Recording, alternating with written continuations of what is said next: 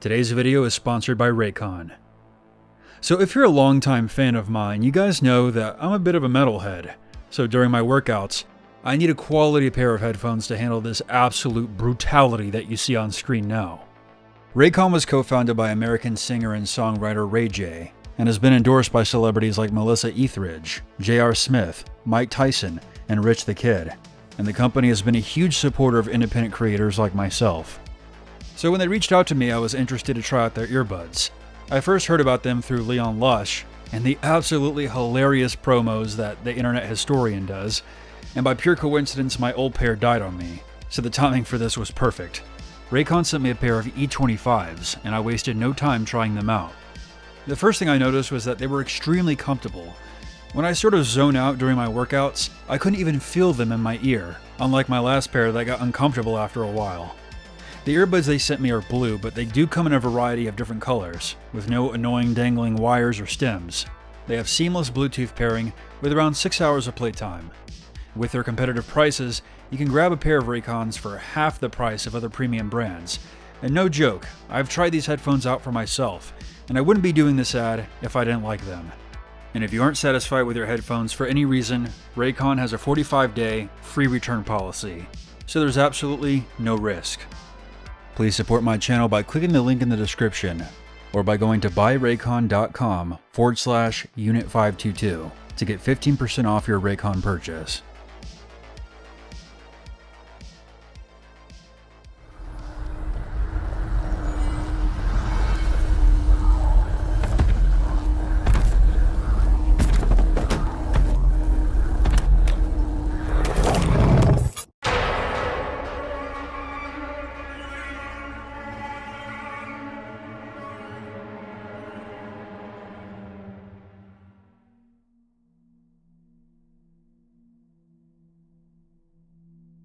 I would like to remain anonymous. Many of you are not going to believe this experience of mine, and I accept that. But this is something that has haunted me for nearly 30 years. No matter how many times I keep telling myself that I was just a kid, and there's nothing I could have done, it doesn't seem to help at all.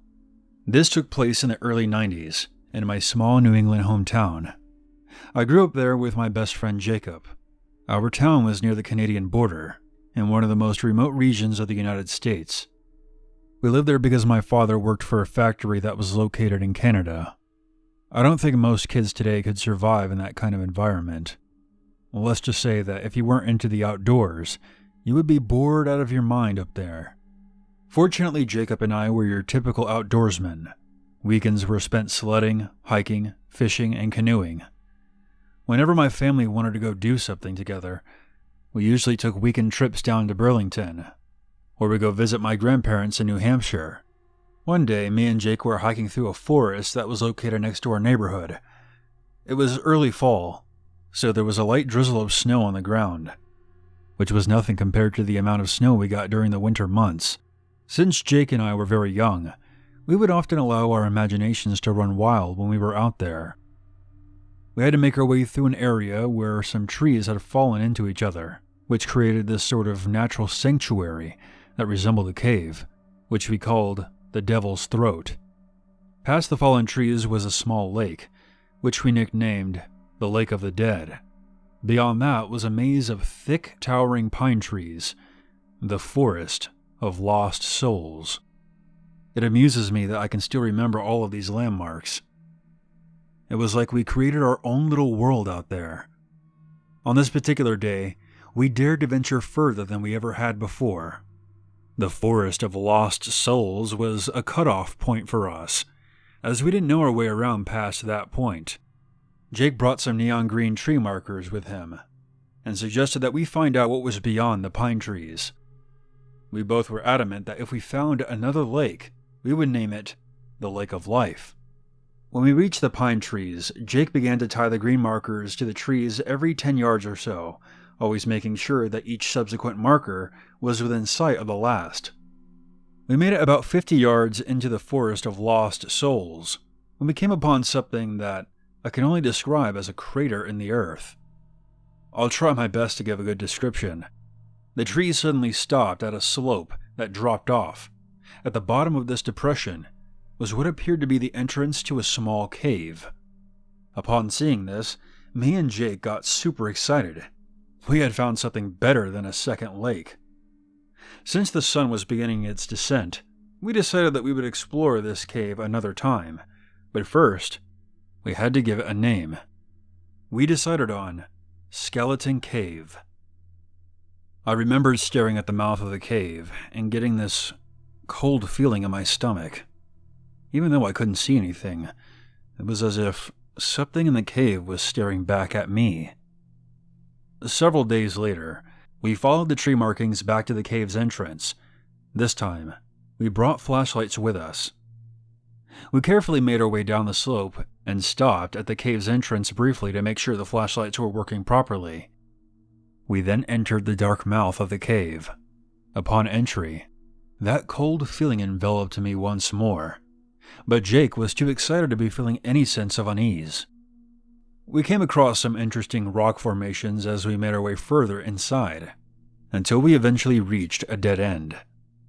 I couldn't really tell you how deep this cave was, but we went on for about 15 minutes before we could go on no further. Jake and I were talking about what we should name the rock formations, when suddenly, Jake caught his foot on something. We both shined our flashlights to Jake's left foot and were met with something that was beyond reason. I had to take a break writing this because I started second-guessing myself. Should I really put this out there? I don't know if anyone hearing my story will get anything out of this, other than entertainment. After taking several shots of whiskey, I came to the conclusion that I should just go for it. Anyways, back to the story. So Jake caught his foot on something and we both shined our flashlights to see what it was. There was what appeared to be a snake coiled around Jake's ankle. At least, it looked like a snake, but it seemed to have hair. Jake screamed as he was pulled backward into the dark. I stood there, petrified, with the flashlight by my side, listening to the screams of Jake. I'm gonna have to take another shot of whiskey before continuing. My 11-year-old self was paralyzed by absolute fear. However, I did raise my flashlight to see what was in front of me. Jake was dangling upside down in midair, flailing his arms about wildly. My flashlight beam was partially obscured by Jake's hanging body, but I did catch the glimpse of a pair of angry, glowing eyes. Jake was lifted further into the air before he was slammed onto his face. I just stood there, witnessing the horrifying occurrence play out. Jake was still alive and was making this awful gurgling sound. As he lifted his head, I saw his broken face before he let out a muffled scream as the dark mass lifted him into the air again. That's when I dropped my flashlight and took off. I could still hear Jake screaming, "Help me!" I ran all the way back to my parents' house and immediately told my dad about what happened. Both Jake's parents and the police were called, and a search party was put together. While that was taking place, Mom sat by my side as I explained to the police officer what happened. Now, I did tell the police officer the truth in a general sense. We went into the cave, and something grabbed him, and I ran out of the cave and left him behind. I withheld the snake-like thing I saw wrapped around his ankle, and the dark figure with angry eyes. After about an hour, the remains of Jake were found. I didn't find out until many years later. His body was mangled almost beyond recognition. I don't remember much after that. I was sent to stay with my grandparents for a couple of weeks, until the situation blew over. I would eventually go back to my parents, and we moved out of my hometown, closer to the city. I've never seen or heard from Jake's family ever again. There were several follow-up interviews with the police, and they even brought in a child psychologist to get the full story out of me. I can't really remember that whole process too well, but my mother ended up going to court to put a stop to the interrogations. With the investigation hitting a dead end, Jake's death was never officially determined. I think the police suspected that I killed Jake, but had no evidence to support that theory, so they were fishing for some kind of confession. And that's when things got ugly. I also think this is the real reason we left that town. I've put this whole thing behind me for the most part. To this day, I still have reoccurring nightmares. In the dream, I'm running through Skeleton Cave, listening to the screams of Jake behind me. I would always have this overwhelming urge to turn around. But every time I do, I wake up screaming.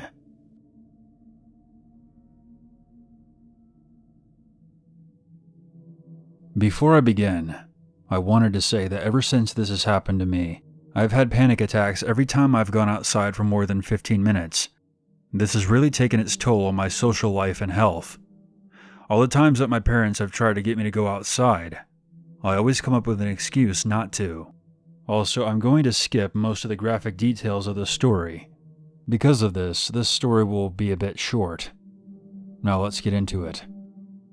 This story takes place when I was 6. My mother briefly left me alone in a park while she went into a nearby store to grab a drink for me. The only reason that she left me alone was because our 5-year-old Doberman was with us. We'll call him Buster. Buster is very protective of me and barks every time anyone gets too close. This would scare most 6-year-olds, but for me, I felt like I could take on anyone and anything when he was by my side. When I was sitting down, Buster and I heard a noise from behind us. Naturally, we both turned around to see what it was. There was a small fox in the distance, and just as I was going to turn back around, it got sucked into the forest. We then heard a noise, and I listened carefully. It sounded like a pack of rabid dogs were chewing on meat. Most kids my age probably would have passed out in fear, but I was like a deer caught in the headlights, and Buster was going crazy. About a minute later, I saw something moving where the fox had disappeared. If my mom hadn't attached Buster's leash to the bench, he would have taken off. Here in England, most people don't believe in a creature called the Skinwalker, but I strongly believe in them after what I saw. A figure then emerged from the trees. It had to have been about 7 feet tall. It was so skinny that you could see its ribcage under a thin layer of skin. In that moment, I threw up all over the bench and started crying, as more of what looked like the same creature emerged from the shadows. Soon there was about 8 to 10 of them approaching us. When they were about 10 to 20 feet from us, Buster found the strength to break his leash and charged after them. At the time, I was devastated that my dog was going to die. But as soon as he charged, they scattered like a herd of sheep. Just as Buster came back, my mom walked through the gate, and the rest is a blur. When I asked my mom about this just before writing down this experience, she told me that when she found me, I was as pale as a ghost, and when she asked me why Buster had broken off his leash, I barely managed to relay what happened. She took me home and called the police, and told them about what I said. They said that they would look into it and would call with any follow-up details.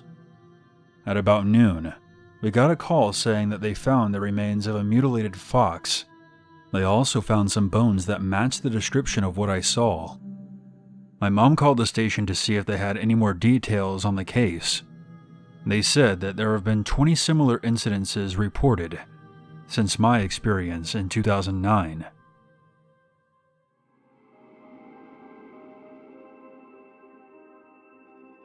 Back in 85 or 86, my dad was released from the army and was going through some tough times from some fucked up things he had to do during his time in the service. After he came back, he would drink himself into a drunken stupor, mumbling something about a school bus. I remember him saying, "They were only children." I don't know what he was talking about, but he definitely had some skeletons in his closet. His troubles didn't end there, though. One night, he was camping somewhere on the border of Alabama and Georgia in the Appalachian woods. It was late at night, and he was in his tent. He had his fire pit set up and had plenty of gear with him: camouflage clothing, some night vision goggles he stole from the army, and a hunting rifle. After he dozed off, he suddenly woke up, alarmed. He instinctively grabbed his rifle and aimed it at the tent's entrance. It was still sealed up by the zipper, and everything was still. However, he could sense that he was in danger. He focused and listened carefully. After about a minute, he heard the rustling of footsteps outside. Whatever was walking around out there was near the fire pit. He was fairly sure that it was some kind of animal sticking its nose where it didn't belong, but he listened more intently and realized the footsteps were distinctly human, or so he thought. He could see the glow of the dying fire and the shadow of a dark silhouette through his tent. He could feel himself sober up as adrenaline began to sharpen his senses. He then heard something. Breathing. It didn't sound human. It sounded like a beast was outside his tent. He then continued to watch the figure through the tent and noticed that the figure seemed almost human-like. The figure turned towards the tent. He then leveled his gun and pulled the trigger.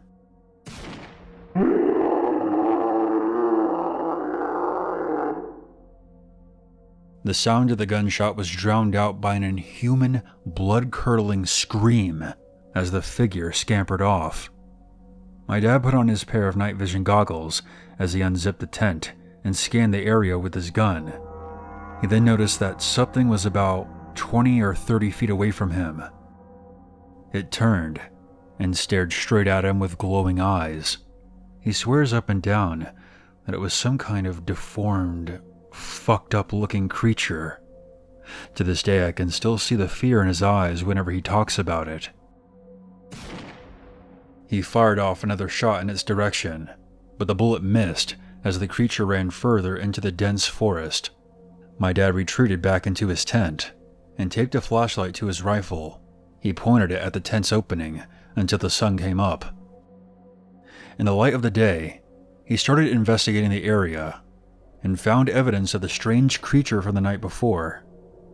There were these misshapen footprints in the dirt, much larger than a wolf. He also observed droplets of dark red blood on the ground. He packed up and decided to leave right away, not wanting to take any chances with whatever was out there with him. He honestly believes that he had an encounter with some kind of werewolf, or possibly some sort of shape-shifting thing, like a skinwalker.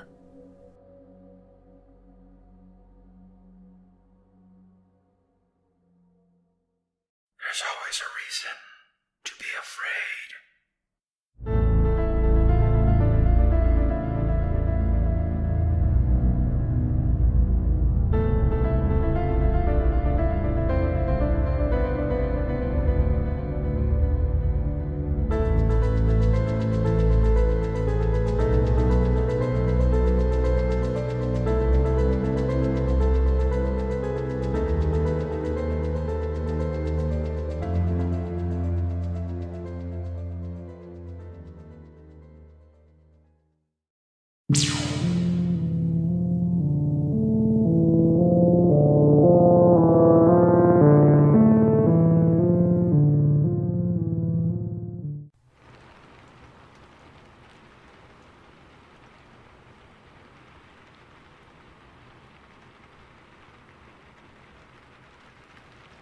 I'm a 14-year-old girl, but when I moved into this house, I had just turned 12. The house was fine, and was very quiet since before this I had lived with a ton of family, but now there were only 4 of us. We moved in the day after Thanksgiving, and it felt great to have my own room that I didn't have to share with any cousins or siblings, so I spent a lot of time up there basking in my newfound alone space. Let me emphasize this. When we moved in, I felt nothing. No presence, no spirits, nothing paranormal, nothing off. That is, until December rolled around. The first week of December is when I felt it for the first time, like I was being watched by something. Like when someone stares at you in public and you have that instinct to look at them, that's how it felt. I always felt watched in my room to the point that I hated being alone up there and spent all my time in the living room or in my parents' or brother's room. The first week goes by and I try to ignore the feeling. I chalked it up to me being paranoid because it was a new house, but still, the thought stayed in the back of my mind. Finally, I told someone who may have answers for me, my aunt. She's my mom's sister and she has always believed in the paranormal for as long as I can remember. She got me into it for a while before I stopped believing. I believe again now, because this is the worst thing that's ever happened to me. She explained that it was probably a nice spirit watching over the house and, hopefully, me. I hoped that was the case, and in a way, it was. Over time, I would feel it any time I entered my room, and especially when I was trying to fall asleep. It creeped me out so much, and I just wished that it would go away. Then it went from watching me to making contact. One night I was home alone because my brother and parents were visiting Santa, and I didn't want to go that year because I felt sick. I was in the kitchen making hot chocolate when I felt breathing on the back of my neck. It was hot and made my hair stand up. I froze in fear and stood there until the microwave went off. When it began to beep, the breathing faded away as if whatever were there had just walked off. I made the hot chocolate and sat on the couch. I was so freaked out that I was just there staring at the TV in shock until my family got home. Worst part is that I could still feel something staring at me, and this time, it wasn't in my room. Finally, the week of Christmas came, and the excitement made me forget about the incident prior until it happened again. Me and my mom were hanging out in the kitchen when she turned around to answer a question that my brother had asked her. I felt the hot breathing on my neck, and this time it stayed there longer. I froze again, unsure of what to do. I panicked and got up and went over by my mom, who was very confused. After that, I felt the breathing constantly, even on Christmas while opening gifts. It lingered. I finally got fed up one day while sitting in my room. It became less scary and more annoying. I said something along the lines of, "Stop breathing on me," and it stopped completely, and I was shocked. I didn't think it would actually work. After that, I began to have the same dream, but slightly different, every single night. It would begin with me at some park that I've never seen in my life, and me and this boy sat on a bench together. We would begin to talk, and it was actually quite peaceful. We would just converse and stare around at the people walking by. He had brown hair and brown eyes, and was really tall compared to me. I'm about 5'4", and he was like 6 feet. The dream would end, and I would never remember anything we talked about, just that it was a good dream. Flash forward to right after Christmas break, a friend, let's call her Danielle, came over to spend the night. We both heavily believed in the paranormal, and she decided because of this whole watching and breathing thing that she would bring her Ouija board. I had always heard different things about them, but decided it was worth a try. We began talking to the thing that watched me, and the reason I knew this is because it always had this very specific energy. I knew it because, like I've said this whole time, he was up my butt. We first asked what his name was, and he replied, Nolan. I was pretty shocked that the board actually worked, and I was pretty mesmerized. I then asked if he was the boy that I talked to in my dreams, and again, he said yes. I was pretty happy that he was nice, because before, I was quite terrified that he was a demon that wanted to eat my bones, but was relieved when it was just a 15-year-old boy. He then said he doesn't like summer and prefers winter, which explains the only appearance being during winter months. Cut to next December, the watching and breathing had stopped during March through November until it began again, only this time stronger. He began screwing with me. He would open cupboards that I had just closed, or move things that I put in specific areas, only to find them in strange places far from their original area. I always knew that this was Nolan, who I had begun to call Noel. Time went on and the dreams became more vivid, and I remembered the conversations that we had, and it was still nice. Nolan became a good friend, even though I couldn't see him. That December came and went. and now we cut to this year. This is where I wish that Nolan never existed. So because of financial issues and other problems, my dad's family had to move in, my grandparents, aunt, and cousin. And me and that cousin were never super close. I'll call him Connor. Connor was super annoying. He always made messes that he never cleaned up. He never did chores, never did or went to school, and would do stupid stuff for attention, yet he always got what he wanted. By now, I'm 14 and Connor is 12. December rolls around and I'm excited to talk to Nolan. Me and Danielle are still friends and do weekend Ouija sessions with him. So we're home alone, me, Connor, and Danielle, and we decide to introduce Connor to Nolan. So we set up the candles and everything and begin. Things are going smoothly, until Connor starts calling Nolan names. He was saying some pretty mean stuff too. Me and Danielle were trying to get him to stop, but nothing was working until Nolan got really, really mad. Doors began slamming open and shut. Cupboards were going nuts. Our TV was flickering channels and the windows sounded like someone was beating on them. Finally, I looked into the doorway to the hall, where everyone's rooms were besides mine, and there was a tall figure standing there, not moving, as everything went haywire. I screamed and said goodbye, standing up. Danielle was yelling for Nolan to stop, and Connor had begun to cry. Finally, I screamed for him to stop, that he was scaring me, and the figure disappeared, and the cupboards shut along with the doors. The banging stopped, and I just sat on the floor sobbing. Danielle wasn't crying, but I was terrified and just stood there silently. Connor didn't say anything either, but continued staring at the floor with tears in his eyes. Finally, our parents got home, and me and Danielle went to my room while Connor went back to the basement where he stayed with my aunt and grandpa. Danielle had fallen asleep, but I couldn't, so I began talking out loud as I felt Nolan was in the room. I started saying how it wasn't okay that he had really scared me, and I felt the breathing on my neck. Finally, I fell asleep, and things were fine. I dreamt about him again, and all was normal. About a week after that, Connor wanted to talk to Nolan again. Apparently, Nolan was giving him nightmares. Ones where he was chasing him throughout our house, trying to kill him. Nolan would scream about how Connor needed to leave me alone and stop bothering me, or he would kill him. Connor was obviously terrified, and wanted to say sorry, I guess.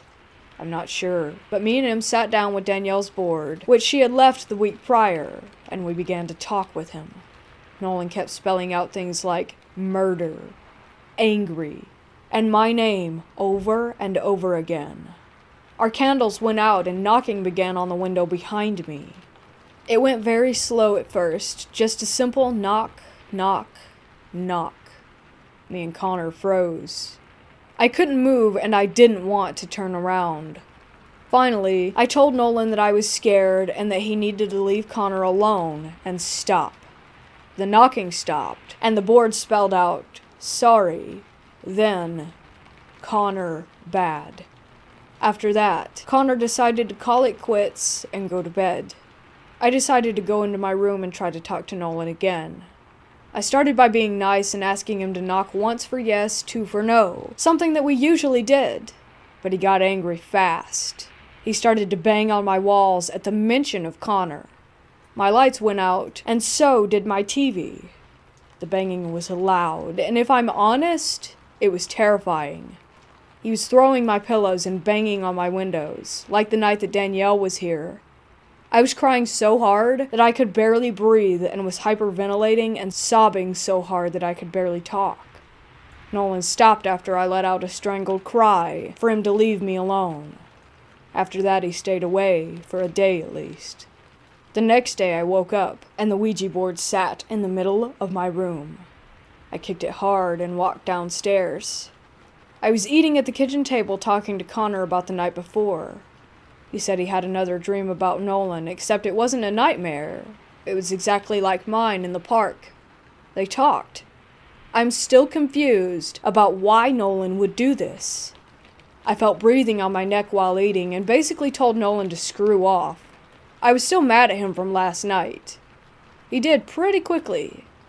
I didn't feel him for a while, until last night, when Danielle came over for a sleepover and I decided to talk to Nolan. He obviously wanted to talk, so he sat up in my room, and he came through faster than I've ever seen. Now what happened next is what I really need some answers for. We began talking and he spelt out sorry, but then he did something I've never seen him do. He spelt out love, and I honestly don't know what that means. He would emphasize it, and barely answer any questions after that. Danielle then made the mistake of bringing up Connor. Nolan got pretty mad and started to bang on the walls again. I yelled at him to stop, and he did. I didn't say anything after that. Today I called my aunt for advice. She said he may just be an overprotective spirit, but I'm not sure if that's the case here. I don't know if Nolan is bad or not. He isn't to me, but he is to Connor and sometimes even Danielle, but never to me. All I know is that I won't be talking to Nolan for a while, a really long while. And even now, while typing this out, I can feel his breath on the back of my neck.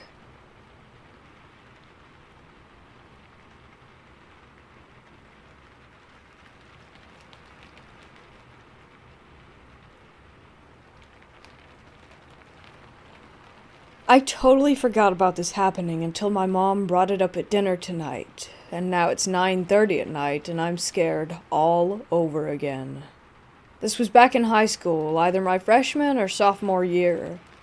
I missed the bus, and I didn't have a car at the time, so my mom had to drive me to school. The road my tiny neighborhood, more like a glorified cul-de-sac, was off of was a long stretch that had only one equally tiny other neighborhood and a few houses here and there. It was 6 a.m. or something and still dark outside, and it was colder than a witch's tit. As we were pulling out of the neighborhood, my mom and I both saw these 3 children in blue and white private school uniforms standing side by side, shoulder to shoulder at the entrance of the neighborhood on the sidewalk. It was either 2 girls and 1 boy or 2 boys and 1 girl. I didn't remember the ratio, but the girls wore a blue and white skirt/dress outfit and the boy wore a blue short-sleeved shirt with khaki shorts. This was weird for a few reasons. 1, it was 40 degrees outside. They looked like they were dressed for the summer, and they didn't even wear coats or anything. Secondly, there were 2 schools in the area, but not a private school till the next town over, and the blue and white weren't the school's uniform colors. Third, what young kids just stand there in a single file line not doing anything but staring? No joshing around, no nothing? Yeah, right. Lastly, this wasn't where the bus stop was. It was a few blocks down. Just a sprinkle of extra creepy on top. There weren't any streetlights. They were just standing there in the dark, not doing jack except for being creepy as hell. They were on the corner on the right, closest to the passenger side where I was obviously sitting. And of course, we were turning right. As we got closer, I thought that at first they didn't have faces, but it was just too shadowy and dark out, and the headlights only shone under their shoulders, which is how I can remember the outfits so vividly. Then we got closer, and I was relieved to see that they did have faces, but then got completely freaked all over again when I saw that their eyes were all black. Like supernatural Sam and Dean fighting demons, all black. My mom saw it before I did, and she put the pedal to the metal and hightailed it out of there. I remember trying to look back and see them, but I couldn't since it was too dark. My mom didn't go back home until the sun rose, and it was bright enough to not be afraid anymore. Of course, no one believed me at school, and my siblings thought we were just full of it, but we know what we saw. We never saw them again after that, though. I thought that they were spirits, but after a few months, I heard about the black-eyed children on YouTube, or something that made the connection. We moved shortly after that due to unrelated reasons. This was 3 or 4 years ago, and I had blissfully forgotten all about it until my mom said, "Hey, remember when?" And now I want to die. I hope that my irrational anxieties and fear around children that are small enough for me to punt across the soccer field is amusing at least.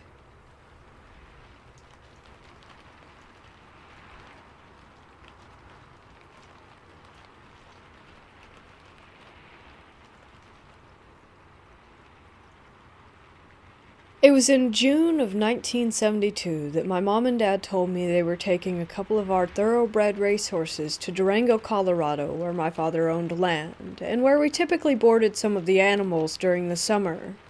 This trip was nothing unusual, as it occurred rather frequently. The only difference this time was that my mother was going with my dad instead of me. I guess Dad figured that at 13, I was old enough and responsible enough to do the morning and evening chores, which consisted of feeding and watering the remaining horses, which numbered about 8. A few cows, 6 pigs, and a coop full of chickens. There were also always a few wounds that needed to be smeared with ointment. These chores were not exactly rocket science, but it did take a while, so I was glad when Lyle offered to come and help me with each evening. He got a kick out of it, as he enjoyed that kind of thing. I, however, leaned more towards the arts, performing magic, singing, playing the piano, and even doing ventriloquism. In fact, I did it professionally by the time I was 12. I had no intention of staying at the house alone while my parents were gone to Colorado. I was very much afraid of the dark, and especially of being alone. It would be years until I discovered why. I was going to spend the weekend with 2 of my best friends, Lyle and Mark Harper. Lyle was a year older than I was, and Mark was a year younger, so I fit right into the middle of the 2. They lived just 3 houses to the west of my house. I can't really call it a house that I lived in. It was one of 4 duplexes that my dad owned. 2 of them were built back in the early 1920s, and the other 2 were newer, as they were built by my dad a couple of years after we moved there in the late 1960s.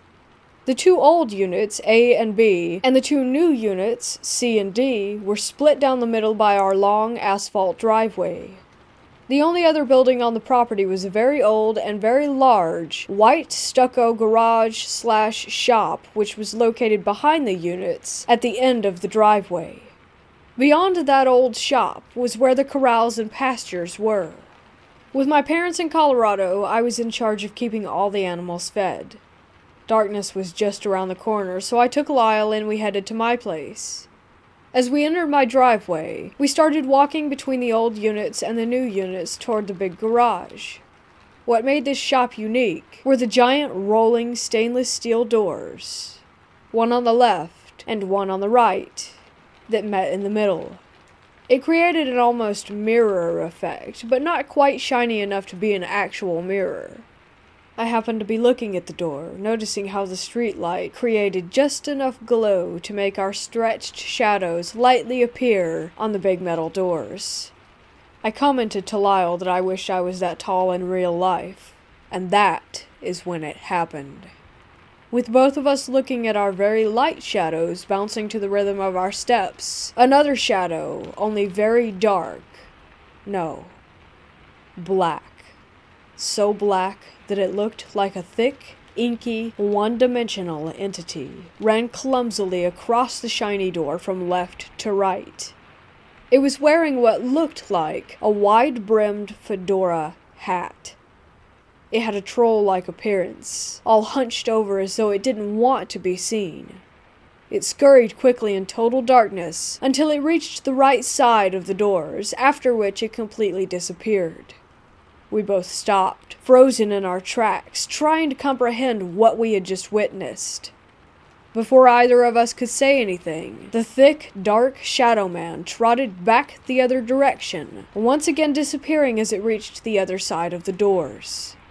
Both of our minds instantly realized that nothing solid had run between us and the doors, and that the only way a shadow could be that dark was, well, there was just no way a regular shadow could be that dark.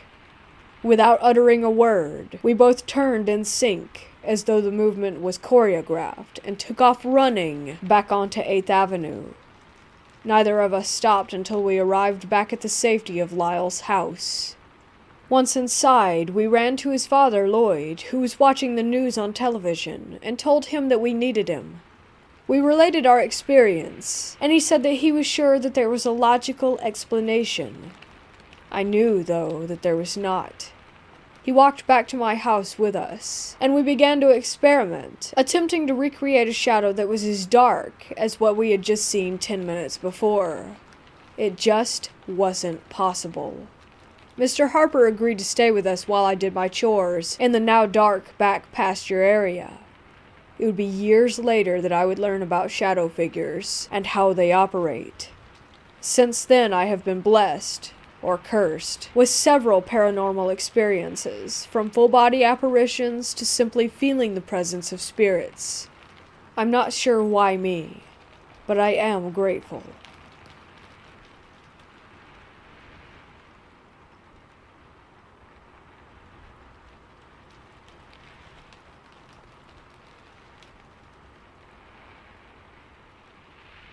I have had 2 premonitions up to now.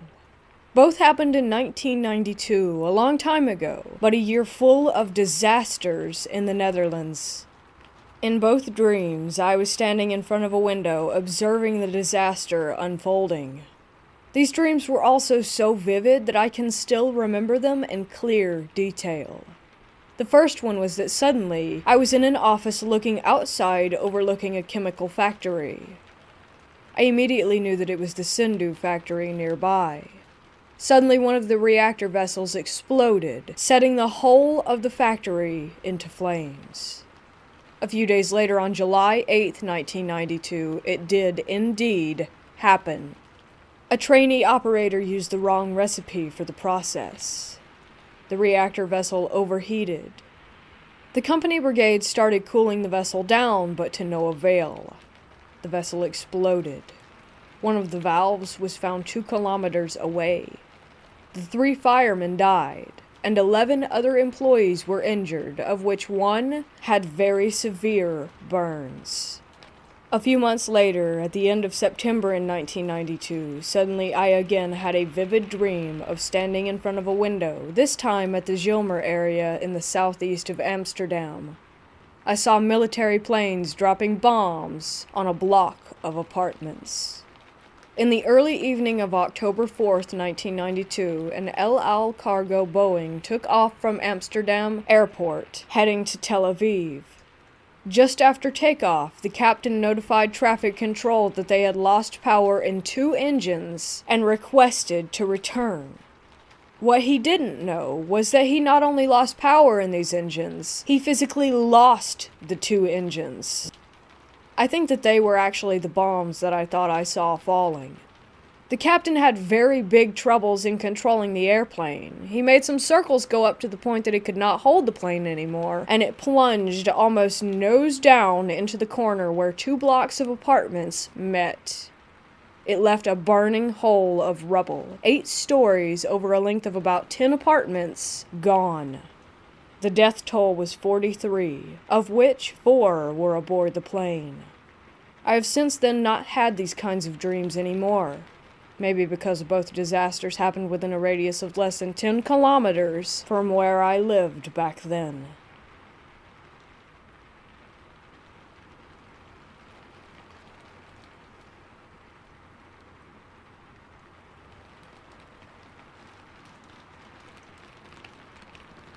This happened when I was around 10, in a house where the 2nd floor was still under construction. My mom and grandma had a major disagreement back when we were living in Toronto, and my grandma decided to move to her home country, Ecuador. Soon after, due to complications, my mom decided to give in and follow her.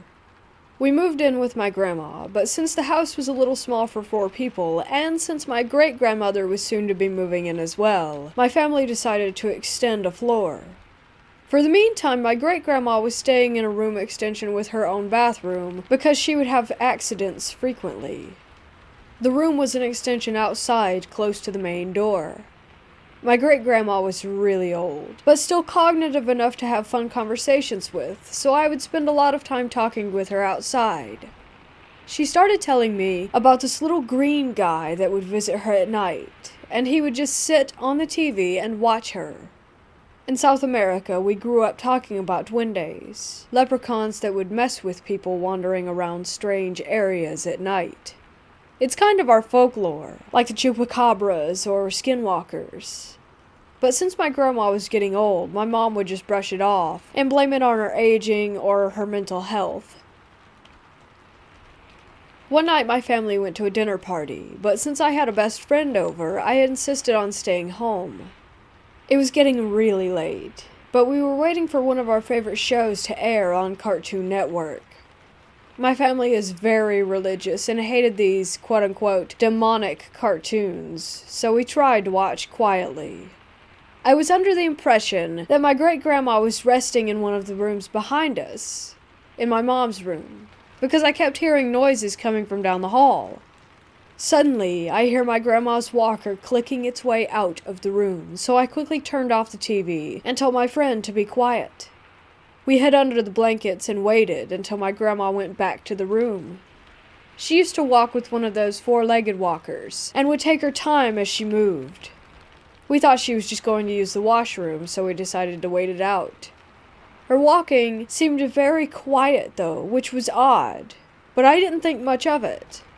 She went to the washroom, but didn't open up the toilet lid. There was no noise, no peeing or anything. And the weirdest part? No word or call to see if we were sleeping or still up. We just heard the walking go straight back to the room quietly. Then suddenly I remembered that the dinner my family went to was meant to celebrate her. She wasn't home, and we were supposed to be alone. As soon as I realized that, we heard small footsteps sprinting from one room to the other, and then a glass breaking. We were petrified. We didn't know what was behind us, if it was someone that broke in or an animal, but we were too afraid to look. We stayed under the sheets until my family came back home. Fortunately, they arrived only moments after. As soon as my stepdad came in, we told him what happened. He brought my dog upstairs where the second floor was being built, as he was thinking that it would have been an animal that came in since the staircase was only being covered by a plastic sheet. My mom goes into my grandma's room and finds a glass jug on the floor with a broken handle. The jug was supposed to be in my room. Something had to have carried the jug and dropped it in there. My dog was also barking throughout the night, which was pretty common, but when he came in the house, he seemed really anxious to sprint upstairs, as if he knew something was there. My best friend and I have been through a couple of weird things back home, but nothing as vivid as this. Again, it could have been an animal, but that doesn't explain the metal walker noise that we heard. It could have been an intruder, but we would have definitely seen someone come through the plastic covering the stairwell. It could have been the little green guy my great-grandma talked about. A lot of times little shadows would rush through my peripherals, but I always thought it was just my imagination. She passed away only a couple months after this. But weird small footsteps and random dog chases never stopped. The footsteps I would hear didn't sound like small critters, since animals tend to bolt from place to place. The steps I remember hearing as a kid seemed much more meticulous and slow, and always late at night.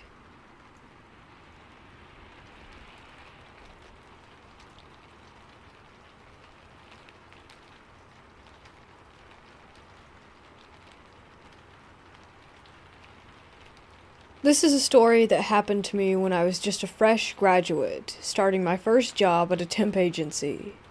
It was 2002, and my job was located in the middle of nowhere and very far from my home. Therefore, I took the effort of doing most of my job in the office till late at night, since I do not wish to come home and continue with work. Rather, that would give me some rest for the remainder of the night. I usually stayed up even later on Fridays, knowing that if I finished the work fully, the weekends would be golden for me. So, this story occurred on one of those Fridays when everyone else had already left. After making my prayers for the night, I continued with my work. There was no one I believed that was in the office, but I felt a presence. Perhaps it was another coworker working late just like me. I took that belief to heart. At one point in time, around 11 I believe, I needed to go to the toilet, which was located at the end of a long, dark hallway lighted only by the green exit sign. I found that the toilet was locked, so I looked to the toilet that is on the next level. I took the staircase, which was lighted by a circular wall lamp, and found that the toilet was unlocked. Thankfully, I did my business and returned back to work. The next part of the story comes in a rather weird way. As I made my way back, passing by the locked toilet, I saw the shadow of someone by the office door beaming from the front light that I had left on. My guess is that either the coworker was about to leave or that she was taking coffee for the night since the pantry is near the entrance. When I got there was no one by the pantry or the entrance, so again I went back to my desk. I was trying to finish up that last bit of work when I started to peek through the gap between each desk, trying to see the other person who was working late at night, but somehow, no matter what, I was unable to spot him or her. When I got finished up about 15 minutes later, I decided to get myself a drink from the pantry. Then, the lights went off. Just as I took the can of juice from the fridge, I turned to find myself in total darkness. There was a voice calling out to me, trying to reach me, and I tried to find it. The voice was unclear at the beginning, but soon it became what I think the person was saying, "Help me." The sound was the strongest by the window which was facing the main road that was now deserted. I looked about in the darkness, seeing if there was anyone in distress, and as I did so, I felt a hand touching my shoulder. I turned around, and no one was there. At this point already, I knew that I needed to get the hell out, and so I went to my desk and started packing. Then it came. It came from outside, falling with a piercing scream and with a clear face. The face of a bloody woman. I quickly rushed to the window, opened it up, and looked at the ground, but there was no one. I made my way to the ground floor and to the main road, clutching my laptop and backpack as I tried to search for a cab, but it felt like nearly hours, despite it only being minutes before one came by. What kept me at the edge was the fact that I felt like 1,000 boots were marching toward me, shouting in Japanese commands. I kept my eyes on the road, but occasionally I turned back to see my office building. On the last turn, I saw a bunch of uniformed men with rifles, gray faces bayoneting a bloody woman, stepping on her body, throwing what I believed to be her baby in the air and killing it as it landed on the ground. I couldn't take it anymore. I ran from the scene.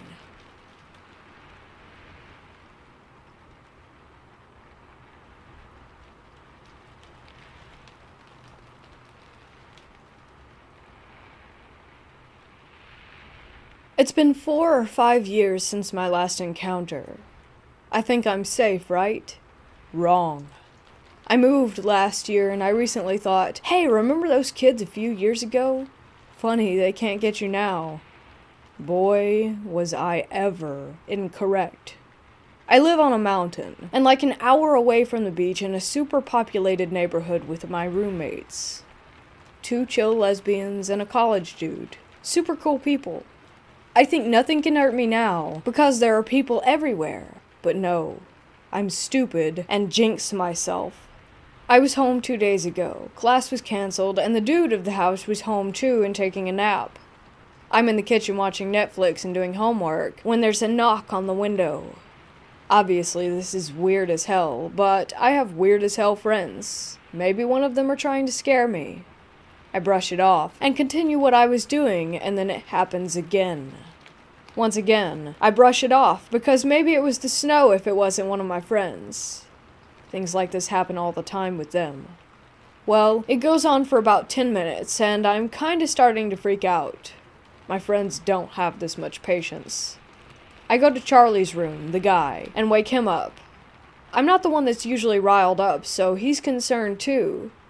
We both go to the window. I have my phone out with the camera and 911 within a touch, and Charlie has a bat. We look out the window, and no one is there. After a minute, we calm down and go and sit in the living room. Charlie's mom is a cop, so he says he'll tell her about it later. We think we're okay, so we chill and watch TV together. 30 minutes later, the doorbell rings. I go and open the door. At first, I don't see anything. Then, down on the bottom of the stairs of the apartment, I see 3 young boys dressed in black hoodies, jeans, with brown or black bangs. At first I didn't move, I was frozen in place. Then Charlie asked who it was, and I came to my senses and got a good look at the kids. then slammed the door shut behind me. I started bawling, and I mean sobbing. I had no clue what to do. Charlie's freaking out because I don't cry, especially in front of people like that. He ran to the door with the bat that we have on the windowsill and looked outside. He saw them too. He started freaking out because he didn't know what to do, so he started yelling at them to leave. He said they started smiling. I was crying even more now, and he was still screaming, and I think the neighbors wanted to call the cops. Now think about this. He didn't know what they were. He thought they were normal kids that had scared me. He didn't see their eyes yet. I started yelling at him to go inside when I hear a bunch of footsteps running up the stairs and Charlie screams and runs in. He's telling me he saw their eyes and that they were black, and now we're both freaking out and grabbing kitchen knives. Eventually we calm down and look outside again. No one's there, but we can see a group of kids past the complex with 3 that we think might have been the BEKs. I told him about the other thing that happened to me, and now we're scared to be in this house. We told the other roommates, and they thought we were high or something, so once again, no one believes me. This happened about 3 days ago, and I've been on edge ever since.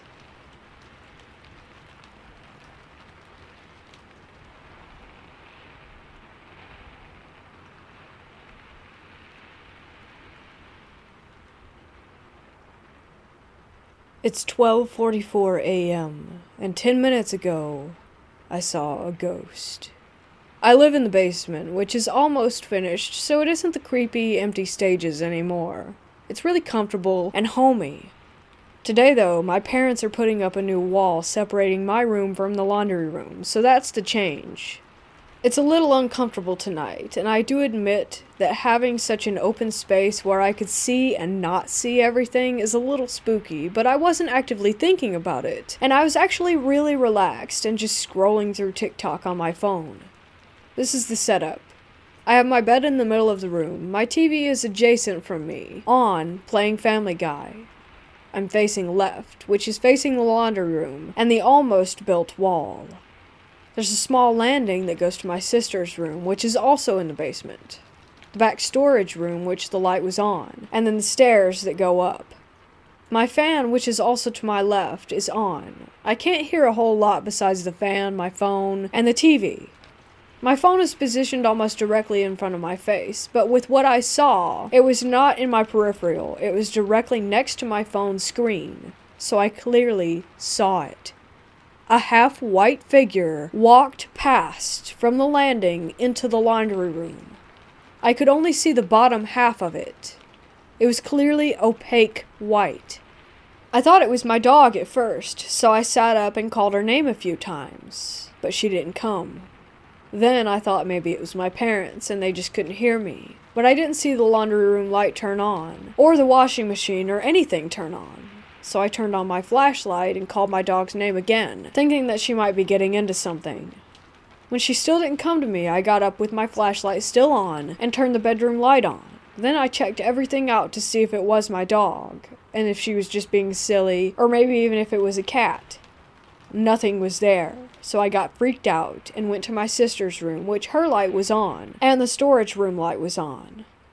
My sister wasn't in her room, she was in the garage. So I told her what had happened, and she thinks my mind is probably just playing tricks on me since there's changes going on downstairs, and it's a little scary down there right now. Which, I admit, it is, but I was really comfortable, and about to go to sleep.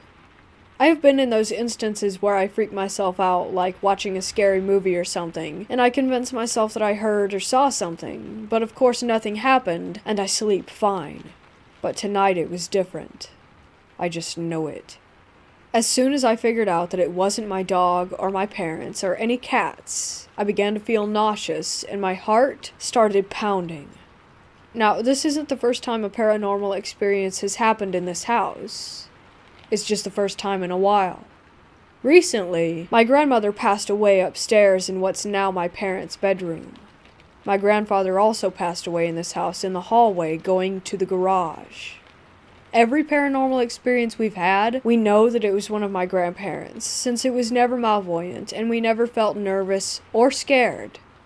I'm not saying the spirit I saw was malvoyant. I do believe that it was my grandma, but it still did freak me out, and I did cry.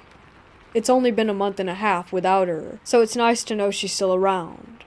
But it was awful timing, Grandma. I'm now sleeping upstairs until my parents finish the wall. Good spirit or not, it's still nerve-wracking to have a paranormal experience.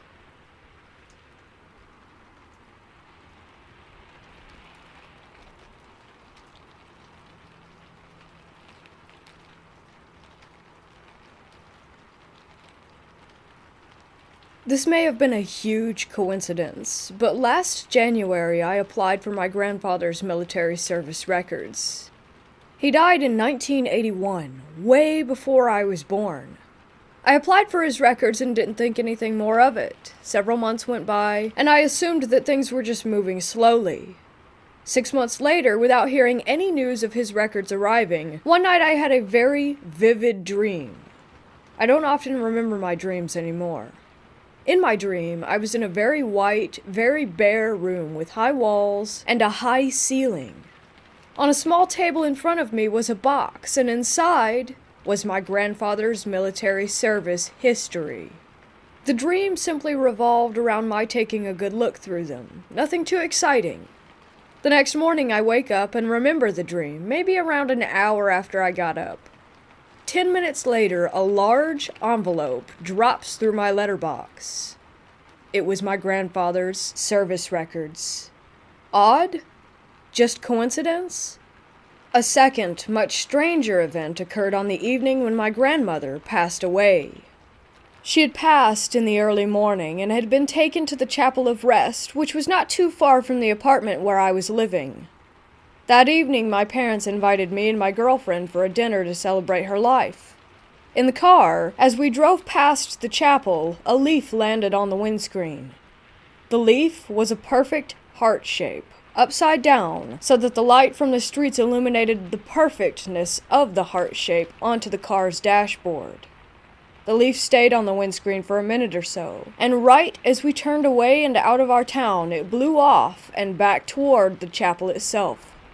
I do have a video of the leaf and the heart on the windshield. For a while afterward, shuffling footsteps and noises kept occurring in my parents' house, and they sounded exactly how my grandmother used to walk. We all heard them moving across the upstairs landing. After around 2 weeks, it stopped, and has never happened since. Odd, strangely comforting, and food for thought for a semi-skeptic who finds the subject of the paranormal fascinating.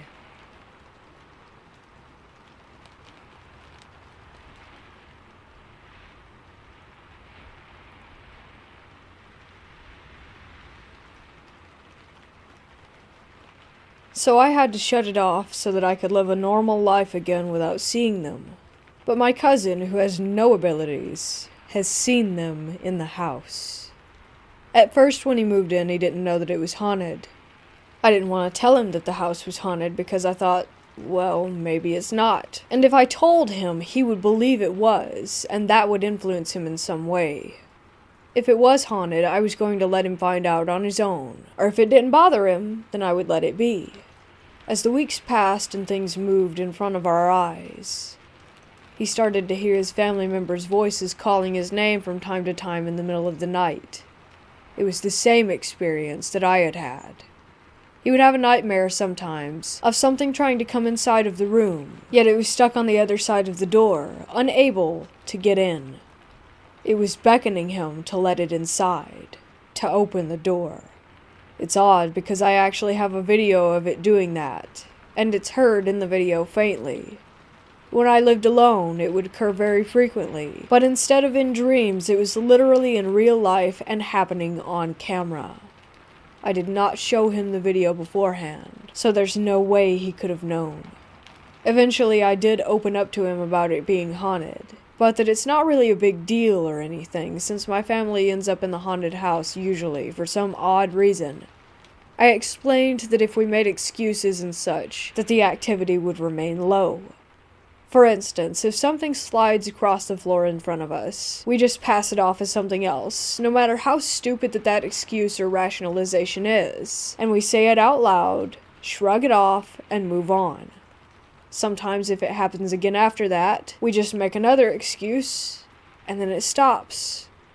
If something pounds on our walls from all directions, which only usually happens for a few seconds, we just ignore it and make another excuse. And then life goes on as normal.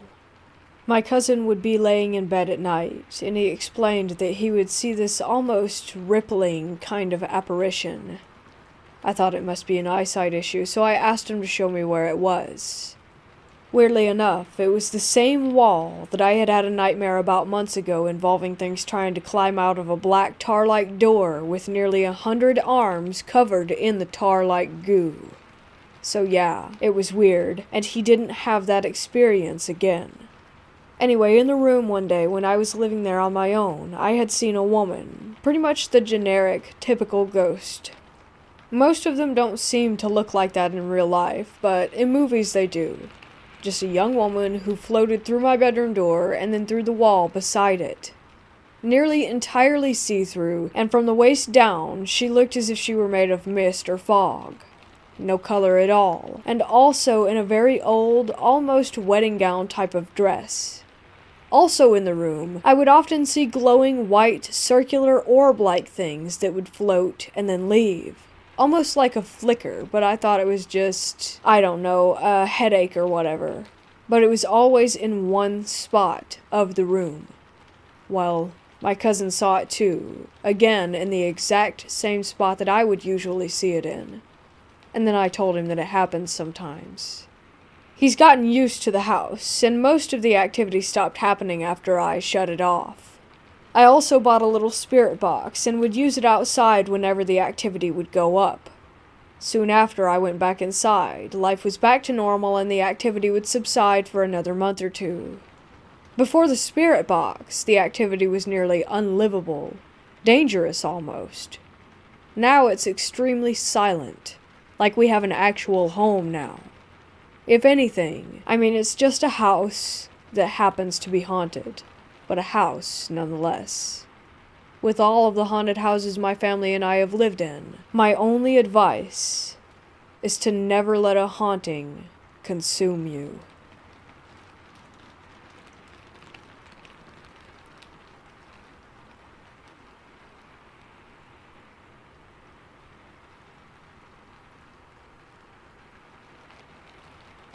This happened when I was around 9 or 10. I was staying the night at my friend Catherine's for the first time. We met the summer before and were inseparable ever since. Kat lived in this old 2-story house surrounded by woods and dirt road. The house itself gave me an uneasy feeling when I first saw it. The shutters were falling off. The paint on the house seemed to be fading. It was an old piece of crap now that I think about it, but at the time I was nervous and excited. I remember walking in after I stared at the house for what seemed like 20 minutes. Surprisingly, the inside was a lot nicer than the outside, so I pushed that uneasy feeling down and just shrugged it off as nerves. I remember the smell of the house. I can't pinpoint it, but it was different, like walking into a musty room. I started to walk around, just to explore my surroundings, but I noticed Kat's mom watching me. I simply smiled and waved, but she just stood there staring at me wide-eyed. I've never met her before, but why was she looking at me like that? Suddenly, Kat flew around the corner and tackled me. We both fell and started to giggle. I noticed Kat's mom out of the corner of my eye start to turn around and walk off. She was gone, just like that. Fast forward a couple hours. Kat and I are laying on a beanbag in her room watching Children of the Corn, which, by the way, was one of my favorite movies at the time. I grew up watching horror movies, mostly Stephen King or any movie my mom was watching. Not her decision, mine, because I love the feeling that a good horror movie gives you. She felt the same way, and that's why we clicked so much. Back to the story. We were sitting here watching this movie, and suddenly the door opposite us slams closed. We both jumped, giggled, and brushed it off because, well, we were kids. until the second time, when it creaked open and slammed again not even seconds after the first time. Now I'm sitting there staring at this door trying to figure out how in the hell it's opening and closing by itself. In the midst of all that, the only other person in this house is her mom, who I figured out earlier was just a tad bit creepy. "You think it's just your mom?" I asked her, but she shook her head. "You sure?" I asked again, but she said something that gave me chills, and still gives me chills, just telling this story. "My mom isn't home, it's just me and you, silly." I just stare at her while she's staring at me, trying to wrap my head around what she had just told me. "Where is your mom?" I asked her. "She's at work." I giggled, thinking that she was just trying to trick me. "She is at work. She only works for a couple hours, so she leaves me here because she trusts me." At this point, I'm just looking at her, and she noticed this look of concern on my face. "What's wrong?" she asked. "If your mom is at work, then who was that lady looking at me earlier?" As I said this, we heard what seemed like footsteps at the time, but thinking about it now, it sounded like shuffling in one spot above us. I'm completely terrified at this point. Every hair on my neck is standing on end, and I just want to leave. I start to get up when Kat pulled me back down and asked me if I had heard the noise. I nodded. It was silent again until the footsteps were back, but louder and faster. We both gazed up at the ceiling and she grabbed my hand. "This happens every day," she whispered. I look over at her and can truly see the fear on her face. The footsteps stopped and she looked at me, her face flushed white. "Is there an attic?" I asked. She pointed up toward the ceiling. "Well, maybe it's just squirrels or birds," I kept thinking over and over. "You ever notice when you're really quiet? That's when you can hear almost everything around you. Imagine if you're sitting in a house with your best friend alone at 10 years old and you hear the giggle of a 3-year-old child. Mind you, she has no younger brothers or sisters. We were completely alone. Kat was just as scared as I was. I remember thinking that I just wanted to get out of the house. Just grab her and run out the door. At least we would feel safer and less scared outside than we would in. "Want to hear a story?" Kat asked, pulling my mind back to reality. I nodded. "Well, this house used to be a daycare. There was this lady that would watch the kids, and one day she just locked them in the attic and then hung herself from a rope in the kitchen. They all died because the kids were hungry and thirsty and no one found them for months. In this house." My heart started to pound. My eyes were wide with fear. "It's true," she said. "I've seen them, the little kids, every day. But I never saw the lady, but you have. Earlier." After she told me this, I don't remember much else aside from running out the door of her room and making it outside that house. Kat followed, begging me to stay, but I just had to leave. My stomach felt like it was in knots. I felt like I had walked into a horror movie myself, and just wished that this day had never happened. Fast forward to years later. That was the last day that I had seen or heard from Kat. I remember her always coming to play outside at my dad's during the day. I remembered what she looked like. I remembered meeting her parents and seeing them out in public. I'm now 27, and I can't seem to find any proof that she even existed. All my friends that I was friends with then, I'm still friends with now, even after all these years. But why not her? I drove by that house maybe 15 times, and still wonder if maybe she was just one of the ones that never made it out.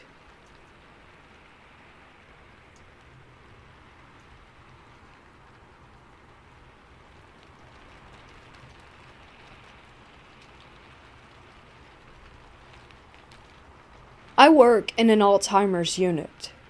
Most of the residents don't stay around for very long because they're on hospice, so basically I barely get to know them, and before I know it, they've passed away. One resident we had did not have dementia, but schizophrenia. Her sister stuck her in there as more of a convenience for herself rather than considering her sister's mental health. The resident was extremely bright, and remembered silly things that even I couldn't recall that had happened. Once COVID hit, she decided life wasn't worth living, and that she would never get better. She starved herself to death. It was heartbreaking, and she suffered many delusions and manic episodes during her last days. Nothing out of the ordinary had happened the month following her passing, until the fire alarm went off out of nowhere during lunch. My coworker and I immediately went to guard the outside doors since they would unlock automatically once the fire alarm was triggered. We assumed it was another drill and were annoyed that it had happened at such a busy time of the day. On my way to the back door, I popped my head into each room just to make sure that everything was clear. When I came to that empty room, the minute that I opened the door, it was frigid. I assumed that it was normal since the room was empty and thought nothing more of it. I stood by the back door and waited for the alarm to stop. My boss came back with a concerned look on his face and told me that the alarm system said that it was coming from the room where that resident had just recently passed. I explained to him that that would be impossible because I had just checked and there was no sign of a fire. The alarm continued to go haywire for another 30 minutes, even when shut off. It was extremely bizarre. Afterward, I had asked out loud if it was our resident who had just passed, and it felt like a warm bucket of water was dumped over my head, and I couldn't resist the urge to cry. The kind of crying and sobbing that hurts your entire body. Sometimes she opens the fire extinguisher box to remind me that she's still around. You need a key and a strong arm to crank that box open. Anyway, I found it open again today after doing rounds, and was reminded of this experience.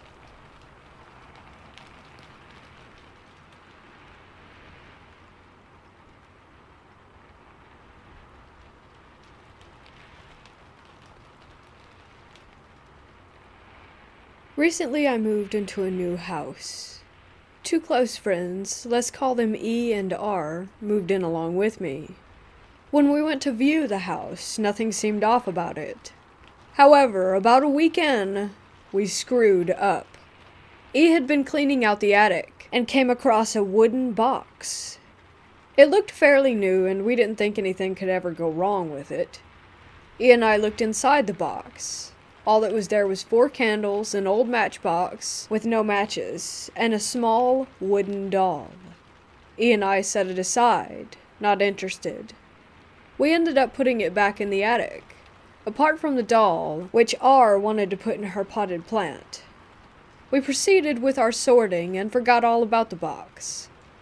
That night, when I went to bed, I felt as if I were being watched.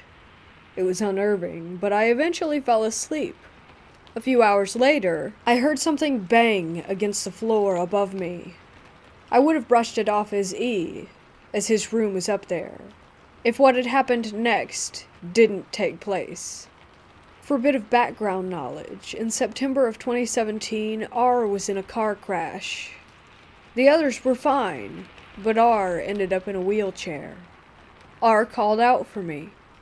It wasn't calm as it usually was, but frantic. I moved into her room, and she asked me if I had heard the crash. I told her I had and thought that it was just E. She looked me dead in the eye and told me that E was working a night shift. It was unlike her to be so flustered, so I offered to stay with her, which she accepted. Soon after, we began to hear light footsteps and giggles outside R's room. We were scared, but continued to try and tune it out. R fell asleep, but I stayed with her, scared shitless by possible ghost children. Eventually, the stupid undead kids stopped running up and down the halls, so I assumed they left. I was then able to fall into a well-deserved slumber. Then, maybe an hour or so later, E got back from work.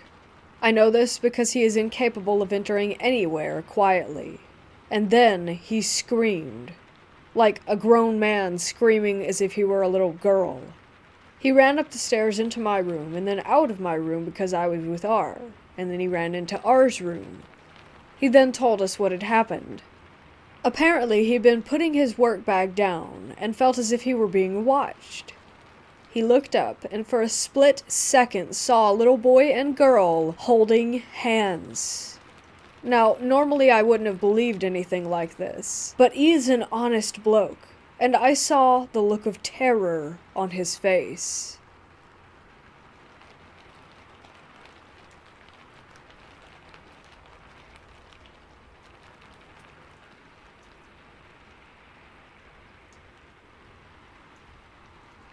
During the past few years, my gifts of clairvoyancy have developed further, which has created some moments where I truly have questioned my sanity. Former teachers of mine have communicated to me from beyond their grave. 2 of them have led me to where they are buried, and I have predicted 3 district deaths. The first teacher to come through was actually a nurse from the local school, followed by my 6th grade social studies teacher. I was aware that the nurse had passed away in 2012, so I wasn't surprised when she came through. However, I was unaware of the second one passing, and immediately went into denial mode. Eventually, through clues via dreams and meditation, I was able to locate her final resting place. I went from being in denial to being absolutely speechless. I followed the clues that she gave me, and there I was, at her grave. It was at that moment that I realized that what I was dealing with was reality and that I was not losing my mind. The creepy thing is the numbers of her plot are the same as the numbers in the school district where she taught. As I was visiting her on March 1st, 2017, I had a flash or image prediction about another former teacher passing away, and they would be buried in the same cemetery. On March 6th, another one of my 6th grade teachers passed away, and a few days later they were buried in the same cemetery. The process repeated itself, and he led me to where he is buried. That isn't the only death or dreams, visions that I've had. I've had 2 others. One was in December of 2016, hours after the teacher passed away, and one was in June 2017, 6 months prior to her passing. There seems to be no time structure when it comes to dreams or visions, and the time of passing itself. It ranges in hours after to 6 months before. A couple of months ago I had another dream, and while nothing has happened as of yet, I am very concerned.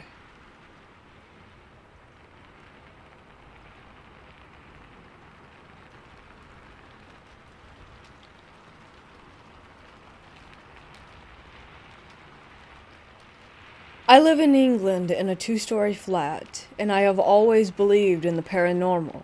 But my dad does not believe in any type of ghost or anything supernatural.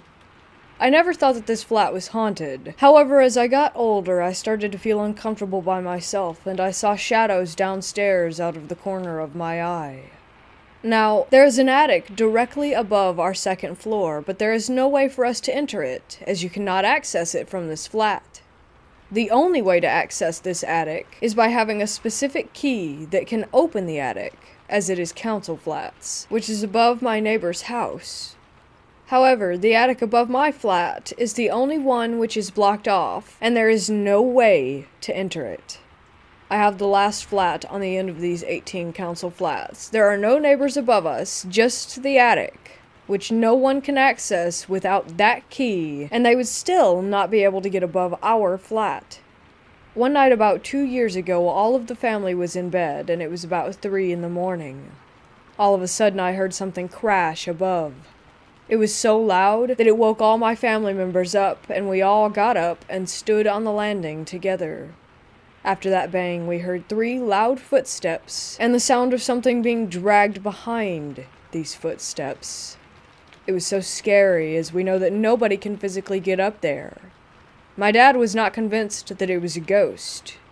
He thought that somebody had somehow gotten into the attic, so he went outside to check if the communal attic door was opened. I followed him outside, and it was completely padlocked shut with heavy chains around the lock. I tried to explain to him, how can there be anyone up in our part of the attic when it's blocked off and impossible to get into? We came back into the house, and we were all quite shaken up. My brother was young, and was able to get to sleep, but I was awake all night. After this experience, I started to smell old cigarette smoke every time I would enter my toilet, and it was so stale and stagnant. After the event, me, my brother, and my mom were going away on holiday, whilst my dad had to stay there and work. He told me he slept with his headphones in every night, as even he felt uncomfortable by himself. As a family, we still have no idea what those noises were, and since then we have heard many strange things.